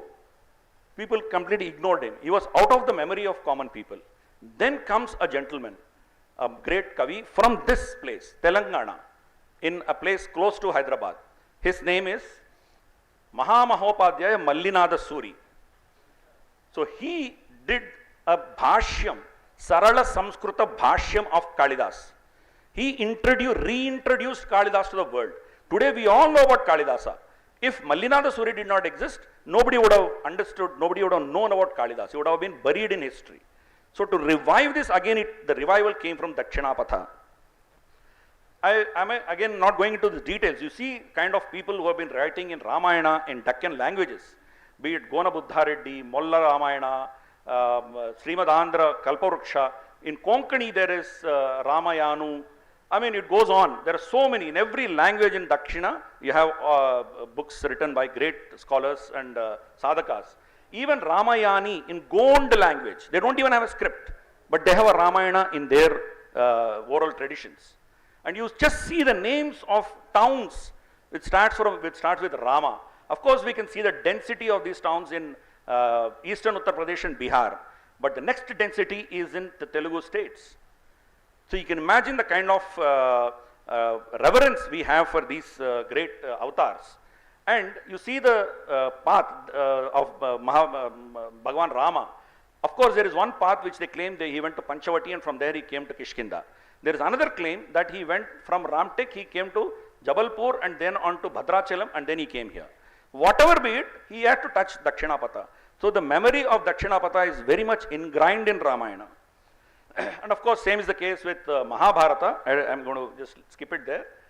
And not just the country, not just Dakshinapatha, the temples we have here are the richest in the world. Tirupati has a net worth of $30 billion. Coming close behind that is Anantapadmanabha Swami temple of Thiruvananthapuram, almost $22 billion. If you go and search, Google search the top 10 temples of this country, you would find 8 or 9 of them, you can see it in Dakshinapatha. Even the latest new temple in Siddhivinayaka temple is worth $1.5 billion. Meenakshi Amman Koil, Shabarimala, Jagannath Mandir Puri, they all come under the Dakshinapatha. Then you see we have this 12 Jyotirlings, Dwadasha Jyotirlings. 7 of them come under this Dakshinapatha. Ashtadasha Shakti Peeth, 11 of them are in Deccan. You can imagine what we are talking about. Deccan also includes Sri Lanka, by the way, okay? Trincomalee. And we have very unique concept in south, which is kind of forgotten in the north, which is your Pushkaram. We have every year when Brihaspati enters one Rashi, each Rashi is linked to one river in this country. So we have 12 Pushkaras. Out of the 12 Pushkaras, 8 Pushkaras are in Dakshin. The other 4 are your Ganga, Saraswati, Yamuna and Sindhu. Leave out these 4, rest of the Pushkaras are here. This year is Saraswati Pushkaram and you safe bet, you go and see any Saraswati Pravaha places, it will be the people from Dakkan who would be offering their Pindadan and pujas there. So that memory we have retained and we have continued the traditions for thousands of years. Then I am going to just touch upon 2-3 characters. Of course, thousands and thousands of great heroes, rishis and saints walked this great land. But let's talk about Martanda Varman. If Martanda Varman had not defeated the Dutch East India Company in the Battle of Kollachal in 1741, I would be presenting the same presentation in Dutch. We would all been Dutch speaking people. A small princely state could defeat a colonial massive power. Please understand, even now Indonesia is called Indonesia. They don't have a name because they were colonized by the Dutch. So you can imagine what we would have been if he would not have defeated it. Polacchi Raja almost defeated the British. Had he defeated the British, we would not have been speaking in even English. Probably we would all be speaking in Sanskrit. So that's a kind of a battle, that's a kind of a, fight back that Dakshina gave to all the invaders and everybody who colonized us. The second most important that I would consider who's come from Dakshinapatha is Maharani Rudrama Devi. There can be no better example of women empowerment than Maharani Rudrama Devi. She ruled till a ripe age of 81 years as a sovereign ruler, not as a Samanta. She ruled for more than 30 years. That record is not broken in Akhanda Bharat anywhere. The person who comes closest to that is Hasina Wajid, Sheikh Hasina. She's probably ruled for 16, 17 years. But Rani Rudrama Devi ruled for 30 years. And in her lifetime, she's fought more than 50 battles. And she led the army and she won in all the 50. Look at the kind of a character she was. And then, in those days, Maharani was only wife of Maharaja. She was not a ruler. So she took a male name, Rudra Mahadeva. Then finally she shifted to being called as a Maharani Rudrama Devi. So she was the first one who broke the glass ceiling of a woman ruler who can rule the whole kingdom. And the most interesting thing is, her own husband wanted to usurp the power and he picked up a rebellion with her. What did she do? She defeated him in the battle, but inside the house, inside their privacy, she went and did pranamam to him, kept his respect. So look at the kind of narrative that she has produced. She has the clarity of difference between Rashtra Dharma and Vyakti Dharma. As a Vyakti, she is the wife of him, that person. But Rashtra Dharma, she is the mother, she is the queen of her kingdom. So she saw to it that any rebellion is crushed. But in privacy, she honored him. That is the clarity. If our founding fathers in 1945-47 we wouldn't have been facing some of these problems. Our today current problems are all because somebody confused between Vyakti Dharma and Rashtra Dharma. And then, last but not the least, the fight from Deccan has been relentless. We know that Prataparudra lost to the Delhi Sultanate. And today morning we released the book on Musunuri Nayakas. But what did he do when he knew that he is going to be defeated? First thing he did was he gathered all intellectuals from his kingdom, Veda Pandits, scientists, and he took them and gave them agraharas in Godavari districts. So that the flood affected Godavari, these sultans or these invaders will not go and destroy them. That's how Vedas will be protected. Today, in Godavari districts, we have the world's largest per capita population of Ghana parties. All the 4 Vedas today, the perfect Ucharana, anywhere in the world you find, it is in Godavari districts. Thanks to this great man. And what did he do? He knew that his treasury is going to be looted. So he gathered all his treasury, gave it to Vidyaranya Tirtha. Vidyaranya Tirtha again was from Warangal. So he kept all this wealth somewhere in remote forests of Sringeri. After the situation improved 30, 40, 50 years, he established the greatest kingdom that Deccan has seen, in fact, most of Bharat as well, is the Vijayanagar Empire. That protected the invasion of Islam into the Deccan.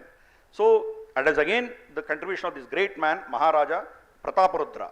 From him, entire thing went there.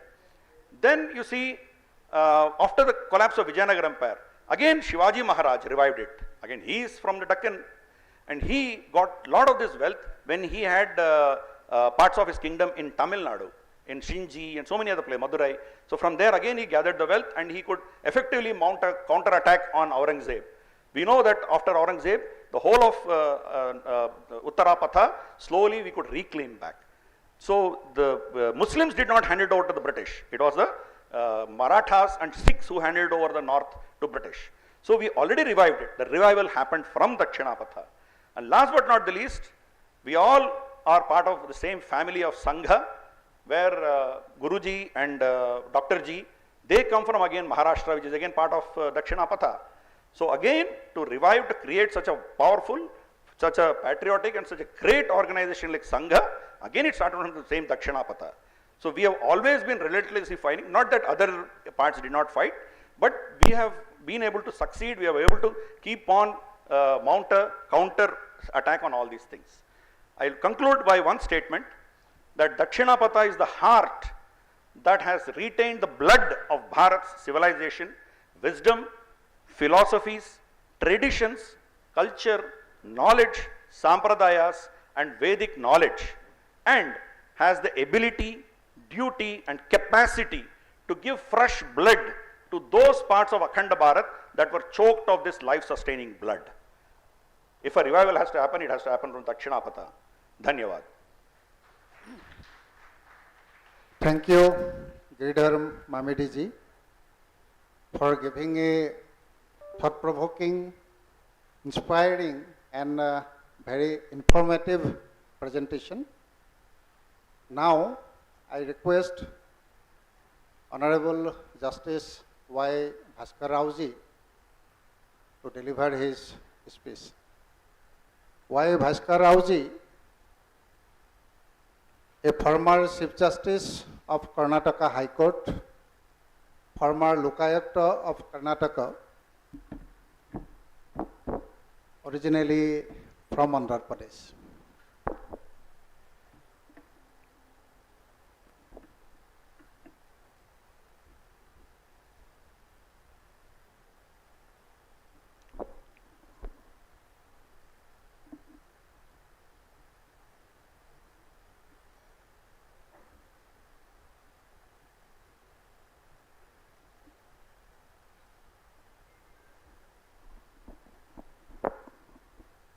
Dignitaries on the dais, Aravind Rao garu, and distinguished audience.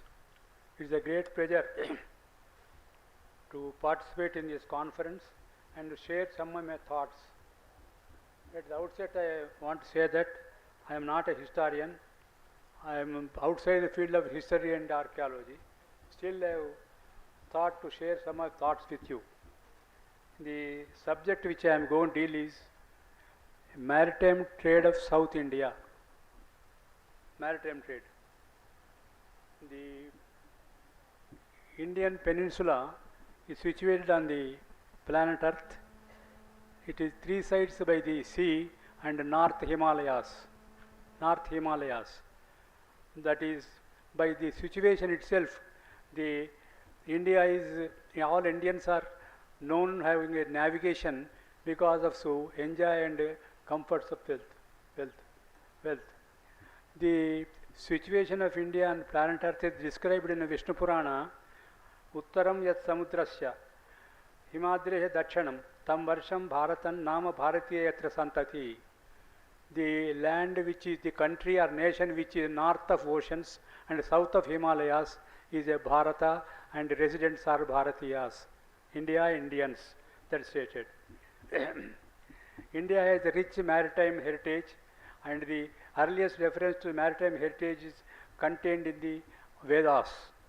Rigveda, a scripture in the first text on the earth planet, contains the references to the sea and sea voyages. It mentions the rivers like Sindhu, Saraswati, which were vital for trade and communication with other regions.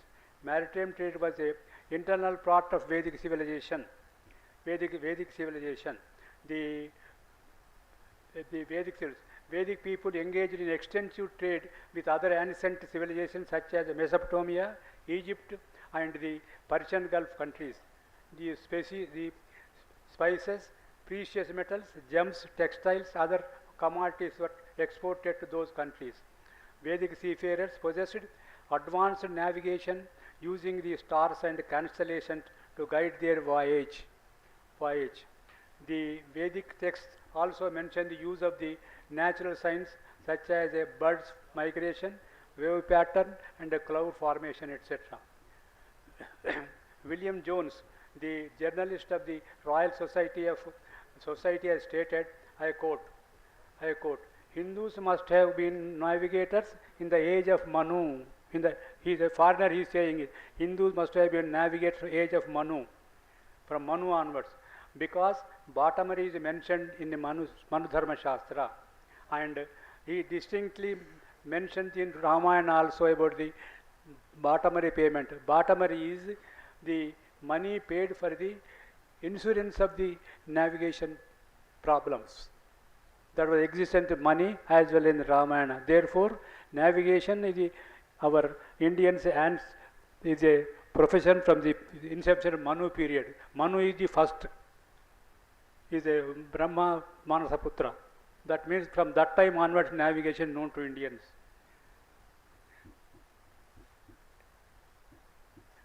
The next is the Mohenjo-daro and the excavations has proven ample evidence to show that there was navigation. Further, from Ahmedabad to 400 kilometers and seashore, Arabian seashore, at Lothal, a dry dock has been found. Dry dock is where the ships are made to dry and they are cleaned and made dry. That is the dry dock. That 2400 BC, that dates back. Thus the Indians are known navigation since time immemorial. That is North India. South India was not lagging behind it. South India was navigation, not only the seashore, but far off places to Rome, Greece and other countries they navigate. Rome is 9,000 miles, that is 14,000 kilometers from the Majlis, Kerala airport. Rome to China is 15,000 miles, that is 1,800 kilometers. Like that, they know the navigation, they use the navigation. Then Sangam period, just now my earlier speaker has mentioned Sangam period. It is they say from 300 BC to 300 AC. But 300, what is the Sangam mean? Sangam, why it's called Sangam period? So every year in a Pandyan capital, Madurai, there used to be a meeting of the eminent Tamil poets. They used to recite all the poetries and the best poetries were given award. That's why it's called Sangam period. After Sangam period, all the Cheras, Cholas, Pandyans were the rulers at that time. Thereafter also they continued to rule, and meanwhile Shatavahana Empire started from 2nd century BC to 2nd century AC. Shatavahana ruled from Maharashtra, Andhra, Telangana and some parts of Orissa, and sometimes they extended Gujarat to Orissa. They were having 20 ports.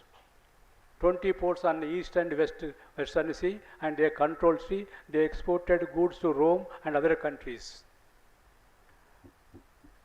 Then comes the Cholas. Cholas were very great kings who ruled the entire maritime, controlled the maritime trade. They ruled from 3rd BC to 1300 AC. Nearly more than 1500 years they ruled. Their navigation was very powerful. In the sea they controlled.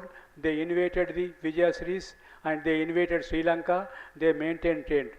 They sent their embassies to China in 1077 AD, and the Chinese records show that the embassy came there with a trade group, and by that time trade is improved. Next, the Cholas inscription at Sumatra found that mentioned the Cholas are sending the business guild, that the trade associations. Guild is called trade association. They were sending it different countries. Guild used to consist of 500, 300 members of different commodities trades. Like that, the Cholas have ruled, and they have gone, and the Cholas.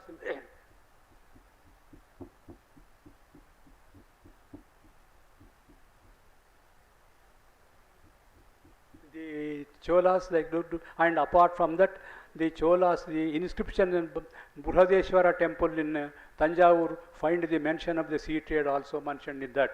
This is the, then Cheras are also very great kings who ruled the entire trade between from 3rd to 15th centuries. They ruled, and their presence, their trade is recognized. And Megasthenes, he was an ambassador to the Mauryan Empire who lived in India 9 years, and he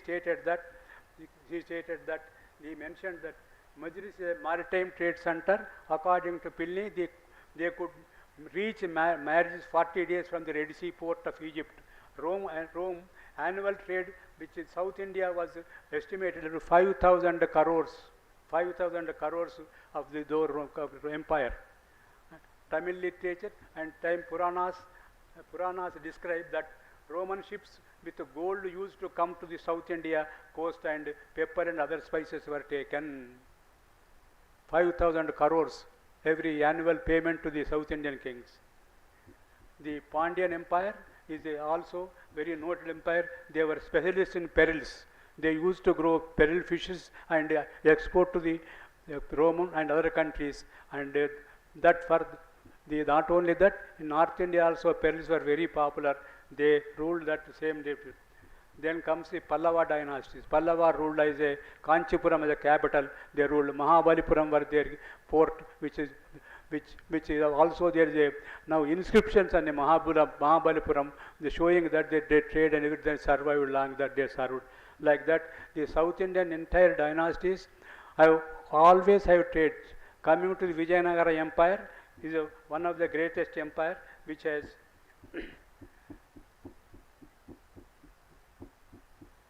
which ruled for the number of years, that is 1346 to 1400. Then the trade is the ambassador who came from Samarkand, Abdul Razak, ambassador, and is a Persian and a Parsi scholar. He wrote that during the rule of Devaraya, described that Vijayanagara short to China, Vijayanagara export to China intensified and included cotton species, jewels, semi-precious stones, ivory, rhino, horn, etc. And the Arab Sea, entire sea was controlled by it. There, the Vijayanagara Empire having 300 ports. 300 ports Vijayanagara Empire, not one or two. How many? Every day the goods to come ports and go to again exported. How much of export you can imagine? 300 ports means that was the volume of the trade Vijayanagara Empire. Thus there is a plenty of evidence to show that the South Indian trade was flourishing for centuries together. That is, if you go take the 600 BC to 1800, is 2,400 years South Indian trade survived with a large scale and flourished like anything other thing. Literary collections show that there is literary collections, they mention about South Indian trade. The Tamil literature, which mentioned the most important among the works is Tamil work is Tirukul, authored by the Tiruvalluvar, the Tamil great philosopher and poet. The two epics, they mention that the socio-economic condition, and also mention about the maritime trade. That is, this is the literature, this is. Then coming shipbuilding. How was the industry of shipbuilding? What was its stature? That is Indian ships are not one floor. They stated it. There are 6 floors. Ship is one after another. 6-floor ships are built. Then they traveled 700 people, 500 people. Buddha went from India to Sri Lanka with 700 disciples. Sumatra, there is an inscription found in Sumatra that 1,000 carpenters came from South India. These are all the examples they are mentioned, and it is found in that the big ships were built. It is observed. Big ships were built, they could carry anywhere upward from 500 men to the high seas. The ships are classified according to their size and how the passengers carried dead. The passengers. Prince Vijaya accommodated full 700 passengers, and a ship in which Vijaya Pandyan bride was brought to the Lanka and carried 800 passengers aboard. The ships in the Buddha and traveled with 800 passengers they traveled. This is all mentioned in this. Then Marco Polo, European traveler, and 1992, an Italian traveler, and Nicoli County, other visitors has described how the ships are big. These ships were so huge that about 300 boatmen required to row it. About 3,400 gunny bags full with material was loaded and carried. They had many small rooms for people to live in. These rooms were arranged with all kinds of comforts. When the bottom of the or base of the started to get spoiled, new layer would be added on. Sometimes a boat would have even 6 layers on one top and another. This is the Italian traveler and other traveler described it. Another visitor also stated that the ships are so highly maintained, very well wood, and they stated the gum used is special, the oil used is special, that is used.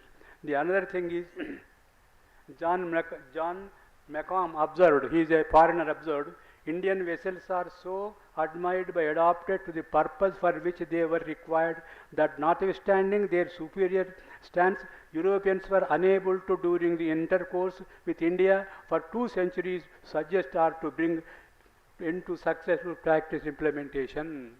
There are foreigner observations.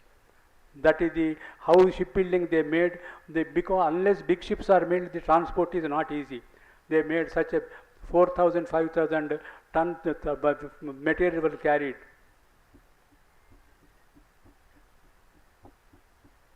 Therefore, the evidence established that shipbuilding of India was a national enterprise, and that was a leader that would trade relations among such people as the Phoenicians, Jews, Assyrians, Greeks, and Romans in ancient time.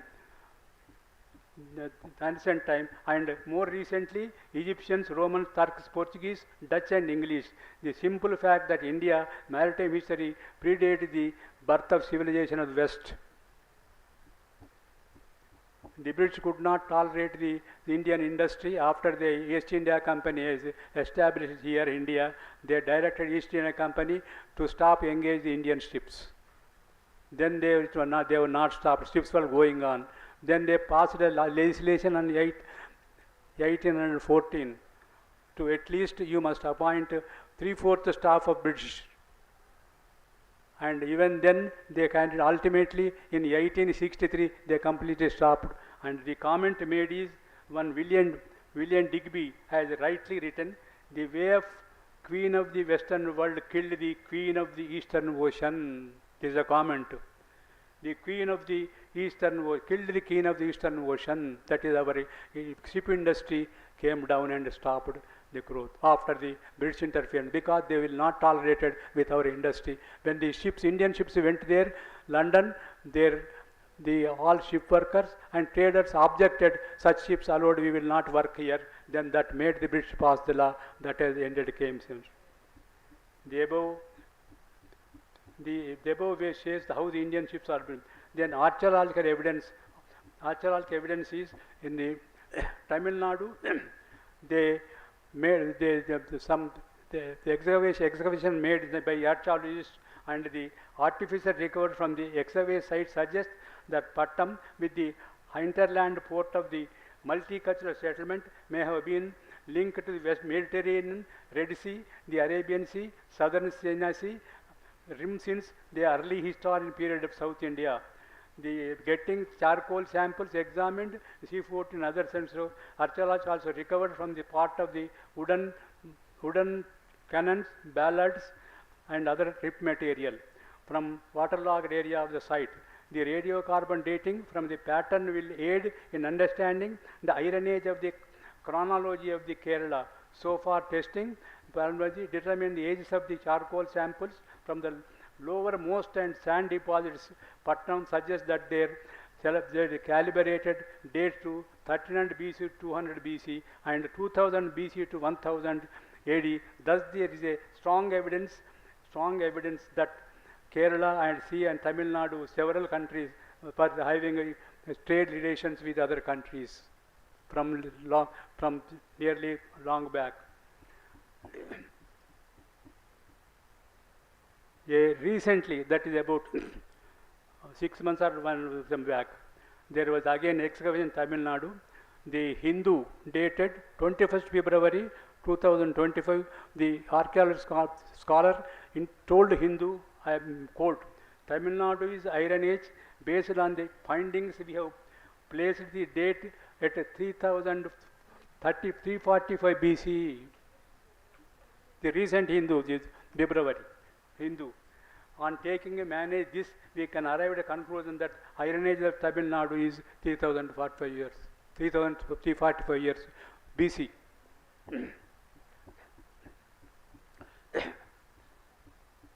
Then the trade is gone. Another aspect is that when the trade was so much, the Roman Greece countries, their politicians their statesmen were all decried about the amount that are paid to South Indians. The South Sea route, I am quoting that the South Sea route helped develop the trade between ancient Roman Greece and Indian continent. Roman politicians, historians are on record decrying the loss of silver, gold to buy silk, pamper Roman wives. This is a comment, Roman wives. And the southern route grew to eclipse the then totally supplant the overland route. Roman and Greek traders frequented the ancient Tamil country, present-day South India and Sri Lanka, securing trade with the seafaring Tamil states and Pandyan, Chola, Chera dynasties, and established trade settlements secured with the Indian subcontinent, Greece and Rome. The historian Strabo mentioned that by the time of the Augustus, up to the 120 ships were sail to the Mayos to India. 120 ships at a time. India. So much gold was used to this trade and apparently recycled by Indian rulers for their own use, coinage. The Pliny and the elder complained about the drain of finance for the spices to India. India, China and Arabian Peninsula take 100 million stretches from our empire. Then recovery of coins. So much Roman coins were recovered in South India. Some of them are in British medium. Apart from that, you know that recently a Padmanabha temple, one room was closed from hundreds of years, was opened by the order of the Supreme Court. When the counting was going on, number of Roman gold coins of different various kings period were found there. That is in itself an example that trade was there, traders used to come.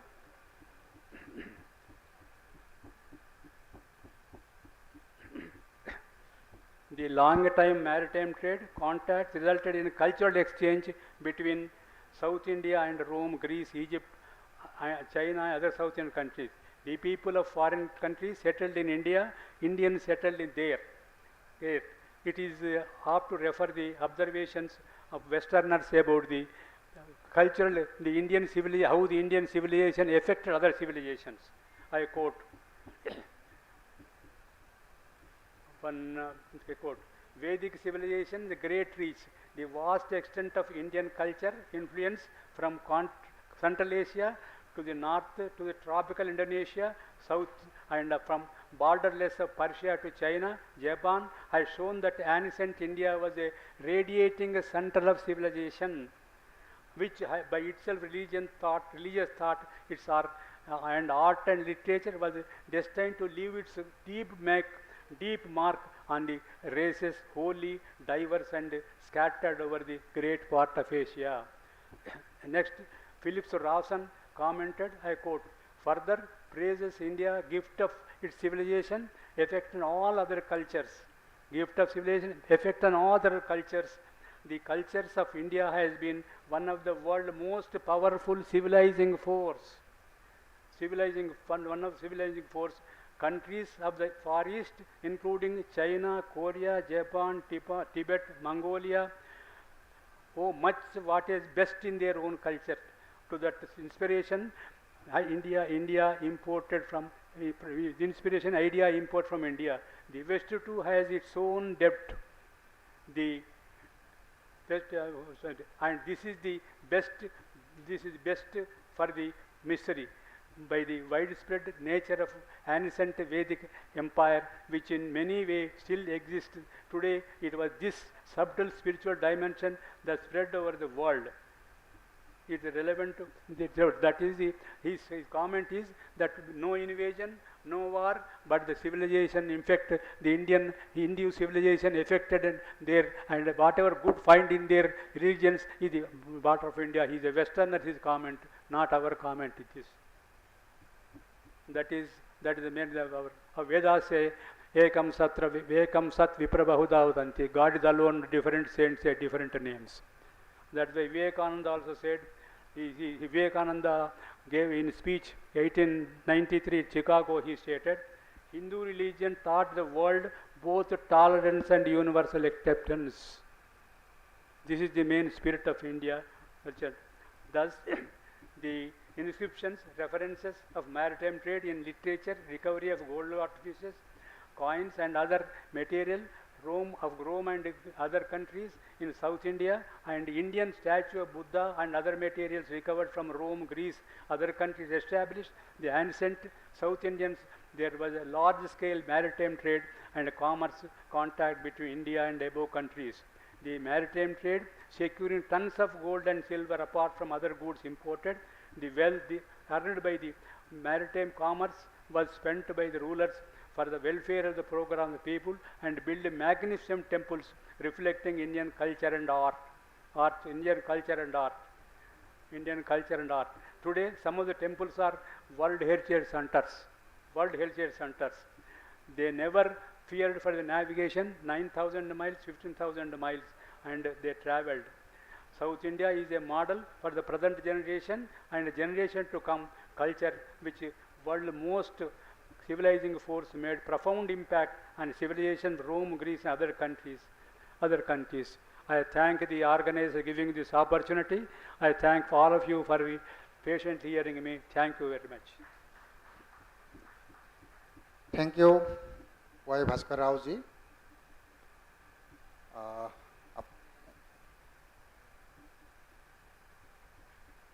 उस समय बाहर से आए जो travellers थे उन सभी के भारत के बारे में जो वर्णनाएं हैं और मैरीटाइम ट्रेड है दक्षिण पथ के सबके बारे में आप बहुत ही अच्छे ढंग से प्रस्तुति दी है। आपको बहुत बहुत धन्यवाद। तो अभी मैं मंच पर आमंत्रित करता हूं हम सभी के मार्गदर्शक अखिल भारतीय इतिहास संकलन योजना के राष्ट्रीय संगठन सचिव डॉक्टर बालमुकुंद पांडे जी को। डॉक्टर बालमुकुंद जी ने महामना मदन मोहन मालवीय व्यक्तित्व एवं कृतित्व इस विषय पर डॉक्टरेट की उपाधि ली और पिछले 15 वर्षों से अखिल भारतीय इतिहास संकलन योजना के राष्ट्रीय संगठन सचिव के नाते सभी इतिहासकारों को और इतिहास संकलन योजना को एक मंच देने का काम किया है। मैं आपसे आपकी बात रखने के लिए अनुरोध करता हूँ। सम्मानित मंच, सम्मुख बैठे हुए विद्वतजन,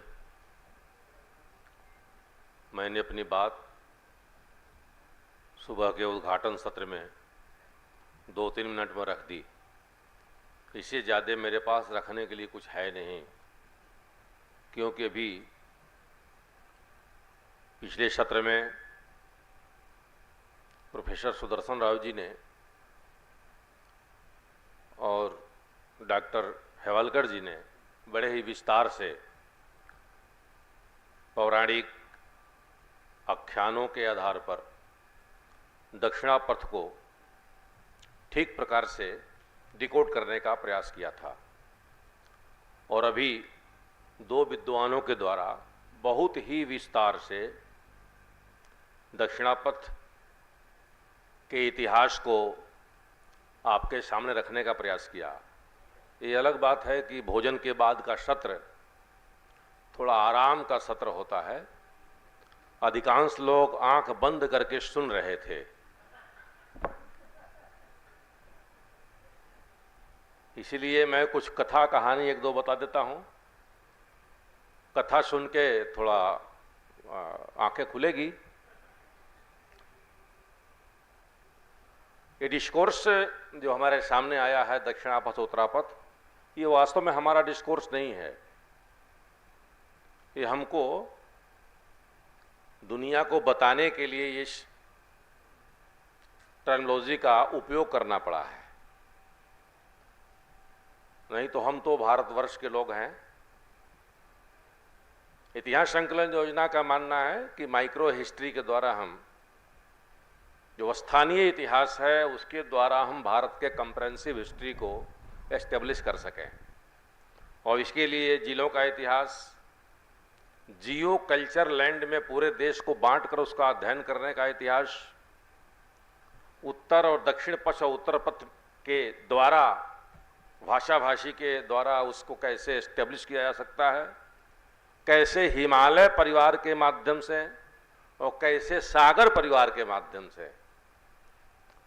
अगर इस भारत को इस प्रकार से जियो कल्चर लैंड के रूप में देखना हो तो हमको सागर परिवार का एक कल्चर है और हिमालय परिवार का एक कल्चर है, दोनों को मिलाकर भारत का निर्माण होता है। हिमालय के तलहटी में बसने वाले लोगों का एक जीवन है, सागर के तट पर बसने वाले कोस्टल एरिया में बसने वालों का जीवन का एक है। इसी प्रकार से जो 60 महाजनपद, 16 महाजनपद और 60 जनपदों की बात होती है तो वो भी कहीं ना कहीं वो जियो कल्चर के माध्यम से होती है, चाहे वो केरला का हो, चाहे तमिल का हो, चाहे वो कन्नड़ का हो या तेलुगु का हो। ये केवल भाषाओं के आधार पर जो बना बाद में प्रांत स्वतंत्रता के बाद, चाहे वो नॉर्थ ईस्ट के प्रांतों का निर्माण हुआ हो, उसमें थोड़ा डिस्टॉर्शन आया, थोड़ा जल्दी में किया गया काम था जो भाषा का आधार पर बनाया गया। वास्तव में इसको भू सांस्कृतिक क्षेत्र के आधार पर बनाया गया होता तो शायद इस प्रकार का कोई डिस्कोर्स खड़ा होने की जरूरत नहीं थी।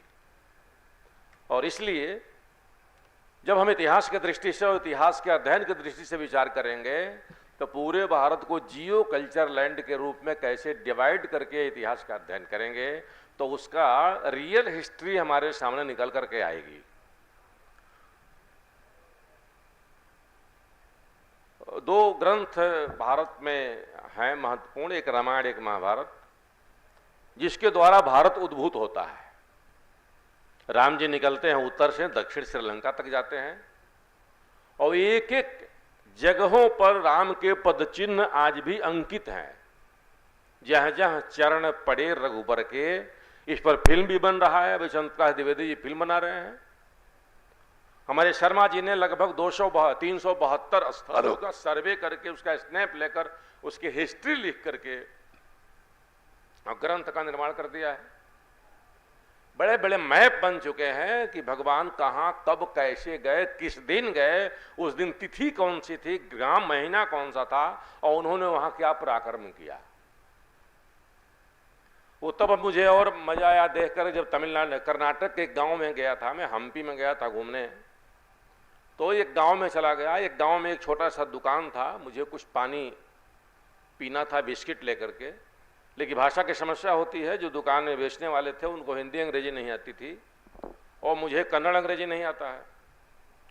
तो मैंने इशारे से बताया तो उन्होंने घर से एक बेटी को बुलाया, अपने पुत्री को, वो गुरुकुल में पढ़ी थी तो वो संस्कृत जानती थी। तो हमने उससे संस्कृत में बात किया, संस्कृत थोड़ा जानता हूँ पारिवारिक कारणों से। तो उसने कहा कि इनको ये चाहिए, तो पूछा उसने कि आप कहाँ से आए हैं, तो मैंने कहा मैं अयोध्या के पास से आया हूँ।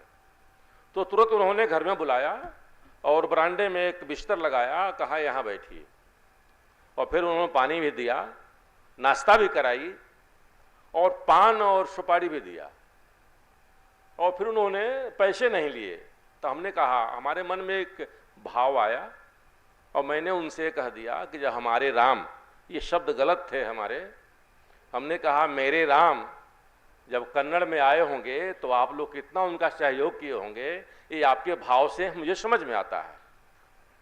तो वो जो दंपति थी, जो पति पत्नी थे, उनके चेहरे थोड़ा उतर गए और उनका भाव मेरे प्रति खराब हो गया। तो मैंने उससे पूछा किम, बेटी से पूछा क्यों, तो उसने कहा कि आपने कहा मेरे राम, क्या वो मेरे राम नहीं थे? तो राम को पेटेंट कराने का काम ये उत्तर पथ अयोध्या वासियों का नहीं है। राम तो देश के रोम रोम में बसने वाले हैं।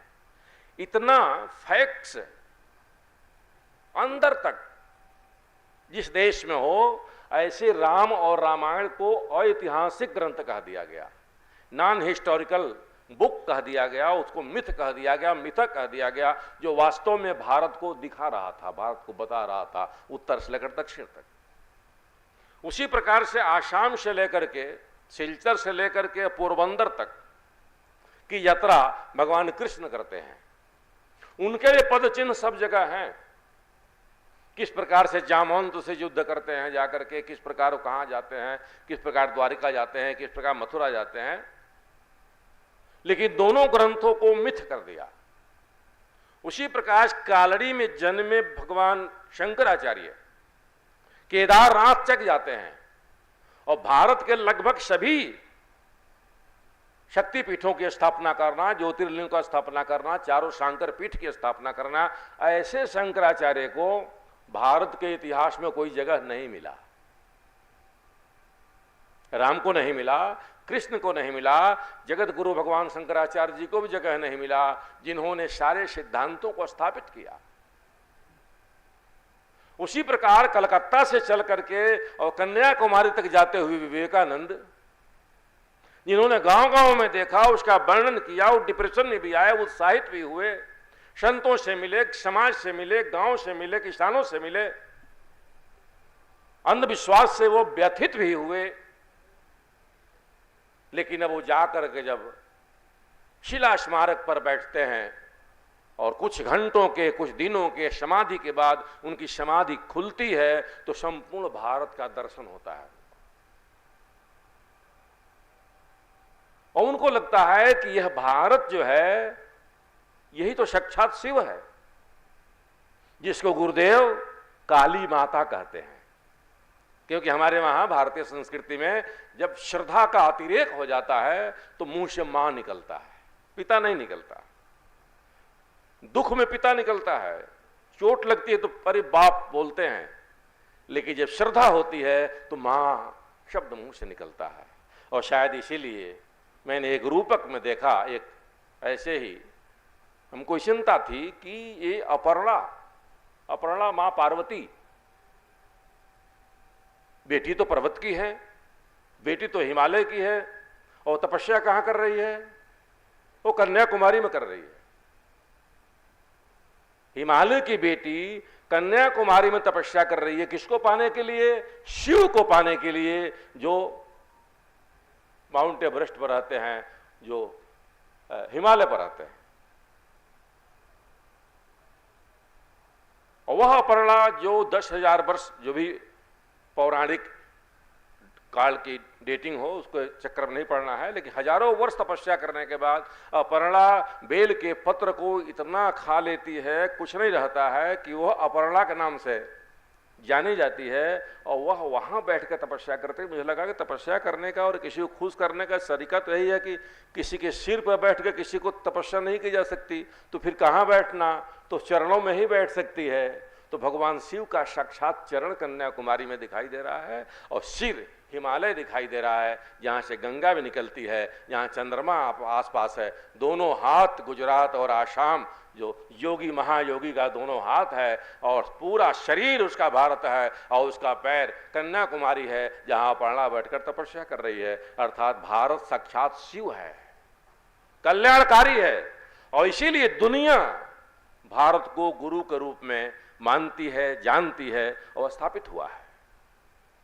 ऐसे संपूर्ण भारतवर्ष का अध्ययन करने के लिए हमको भौगोलिक रूप से और जियो कल्चर लैंड के आधार पर भू सांस्कृतिक क्षेत्र में डिवाइड करके भारत का सूक्ष्म अध्ययन करने की आवश्यकता होगी। लगता है इसके लिए यह दक्षिणापथ का यह सेमिनार एक अच्छा कदम हमारे लिए हो सकता है।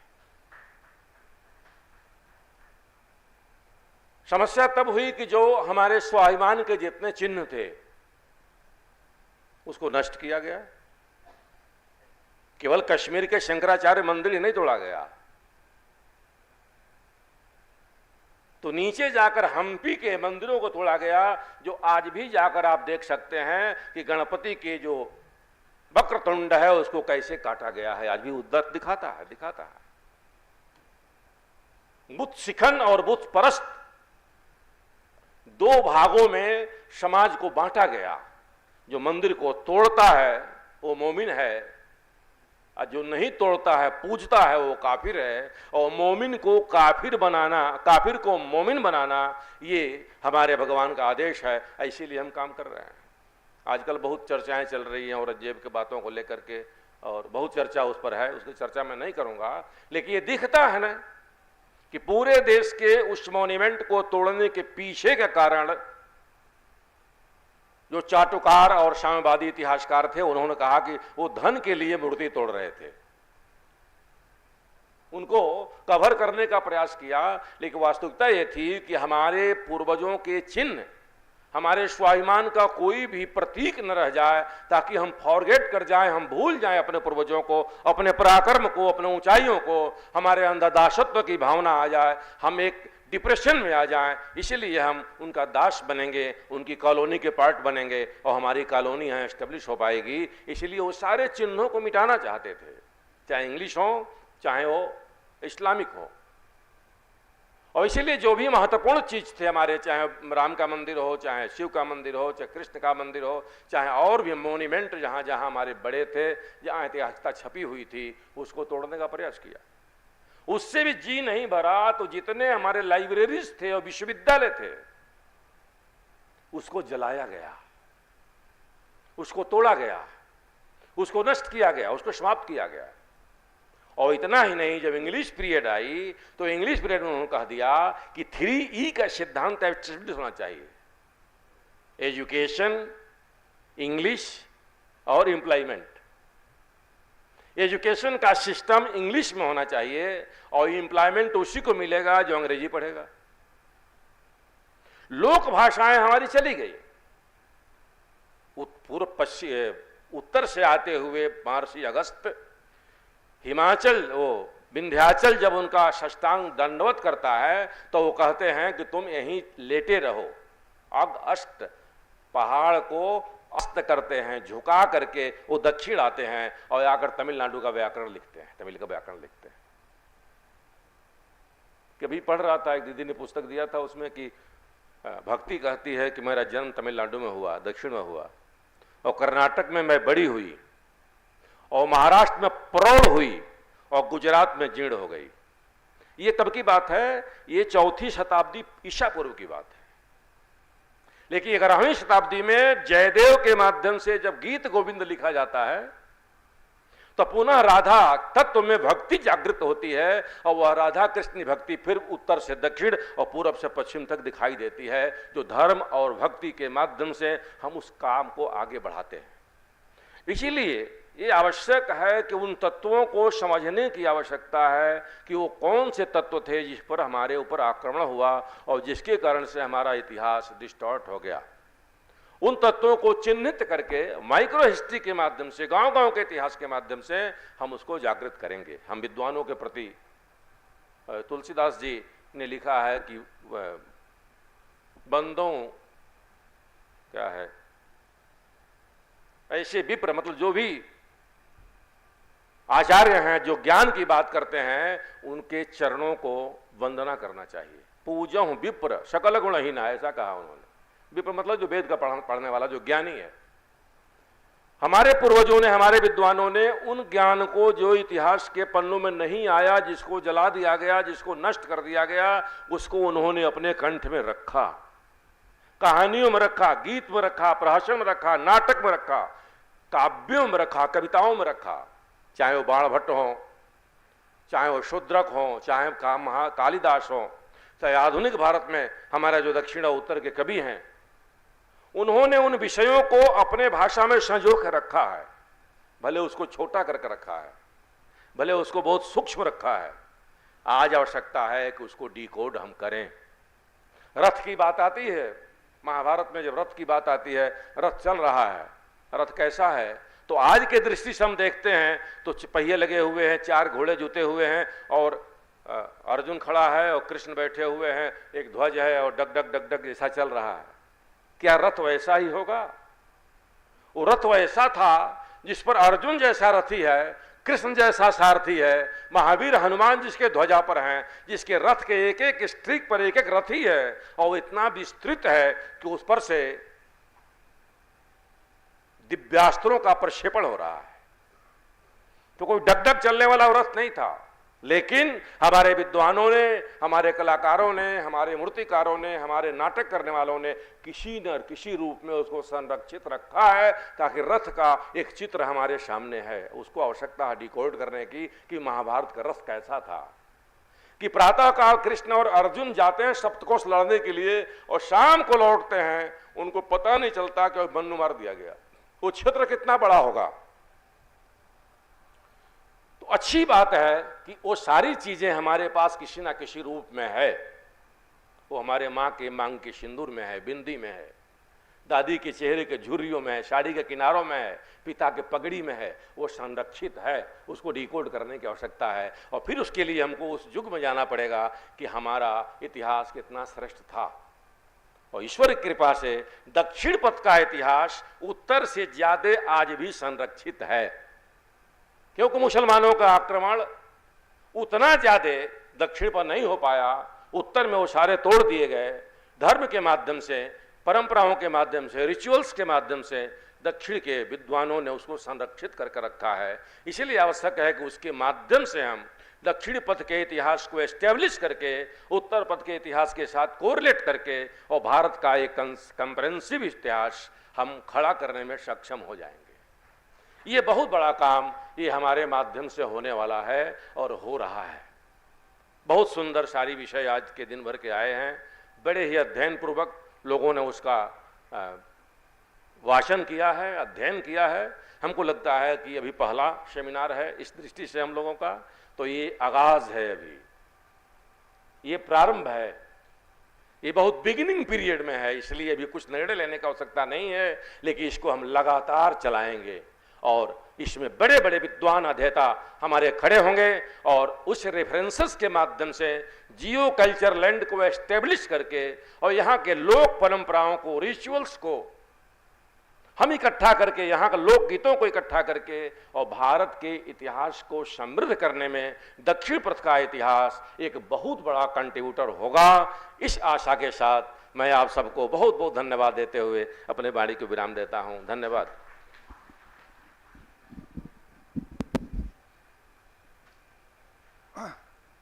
बहुत बहुत धन्यवाद डॉक्टर बालमुकुंद जी। अपने दक्षिणापथ जो टर्मिनोलॉजी है उसको अपना टर्मिनोलॉजी नहीं है, यह भी बताया है। हम सभी भारत के निवासी हैं और जियो कल्चरल लैंड, भू सांस्कृतिक खंड के बारे में भी आपने कहा है। काफ़ी सारे विषय जो रामायण हो, महाभारत हो, इन सबको ब्रिटिश इतिहासकारों ने मिथ या माइथोलॉजी कहा है। दरअसल ये सभी अपने पूर्वजों के ही इतिहास है। ये सभी बातें अपने अपने उद्बोधन में कहा है। और भी सारे विषय जो एजुकेशन, इंग्लिश और एम्प्लॉयमेंट, इन 3E के बारे में भी आपने बताया और इन सभी को डिकोड करने का काम इतिहास संकलन के माध्यम से सभी इतिहासकार, रिसर्चर कर रहे हैं। तो आप सभी को बहुत बहुत धन्यवाद। इस सत्र में आदरणीय गिरिधर माविडी जी, justice Y Bhaskar Rao ji, doctor Balmukund जी ने अपना उद्बोधन दिया है। अपने बीच में TBR रंगराजन जी है।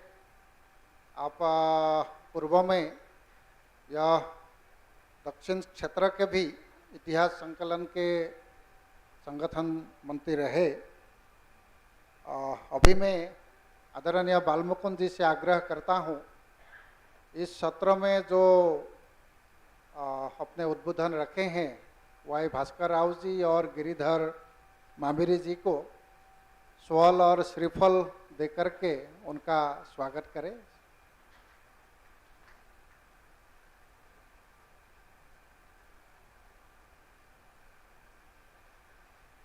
जस्टिस वाई भास्कर राव जी, बहुत बहुत धन्यवाद। गिरिधर मामिडी जी, बहुत अच्छा, थॉट प्रोवोकिंग, इंस्पायरिंग और वेरी इंफॉर्मेटिव प्रेजेंटेशन आपका रहा है। आप पेशे से चार्टर्ड अकाउंटेंट है और फिर भी इतने अच्छे इतिहास के प्रति आपका रुचि और प्रेजेंटेशन यह सराहनीय है।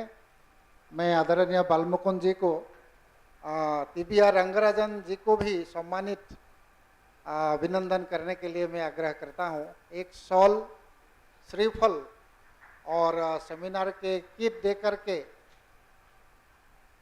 बालमुकुंद जी, रंगराजन जी का स्वागत किया है।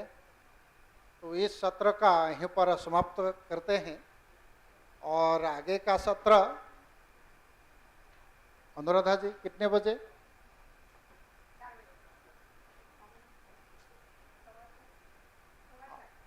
4:15 को अगला सेशन के लिए यहाँ पर आने के लिए आप सभी को प्रार्थना करते हैं। धन्यवाद।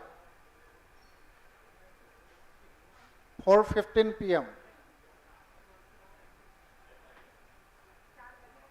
हाँ, 15 मिनट लगेंगे, 20 मिनट, 20 मिनट का ब्रेक है। 4:15 को फिर से यहाँ सभी आएंगे।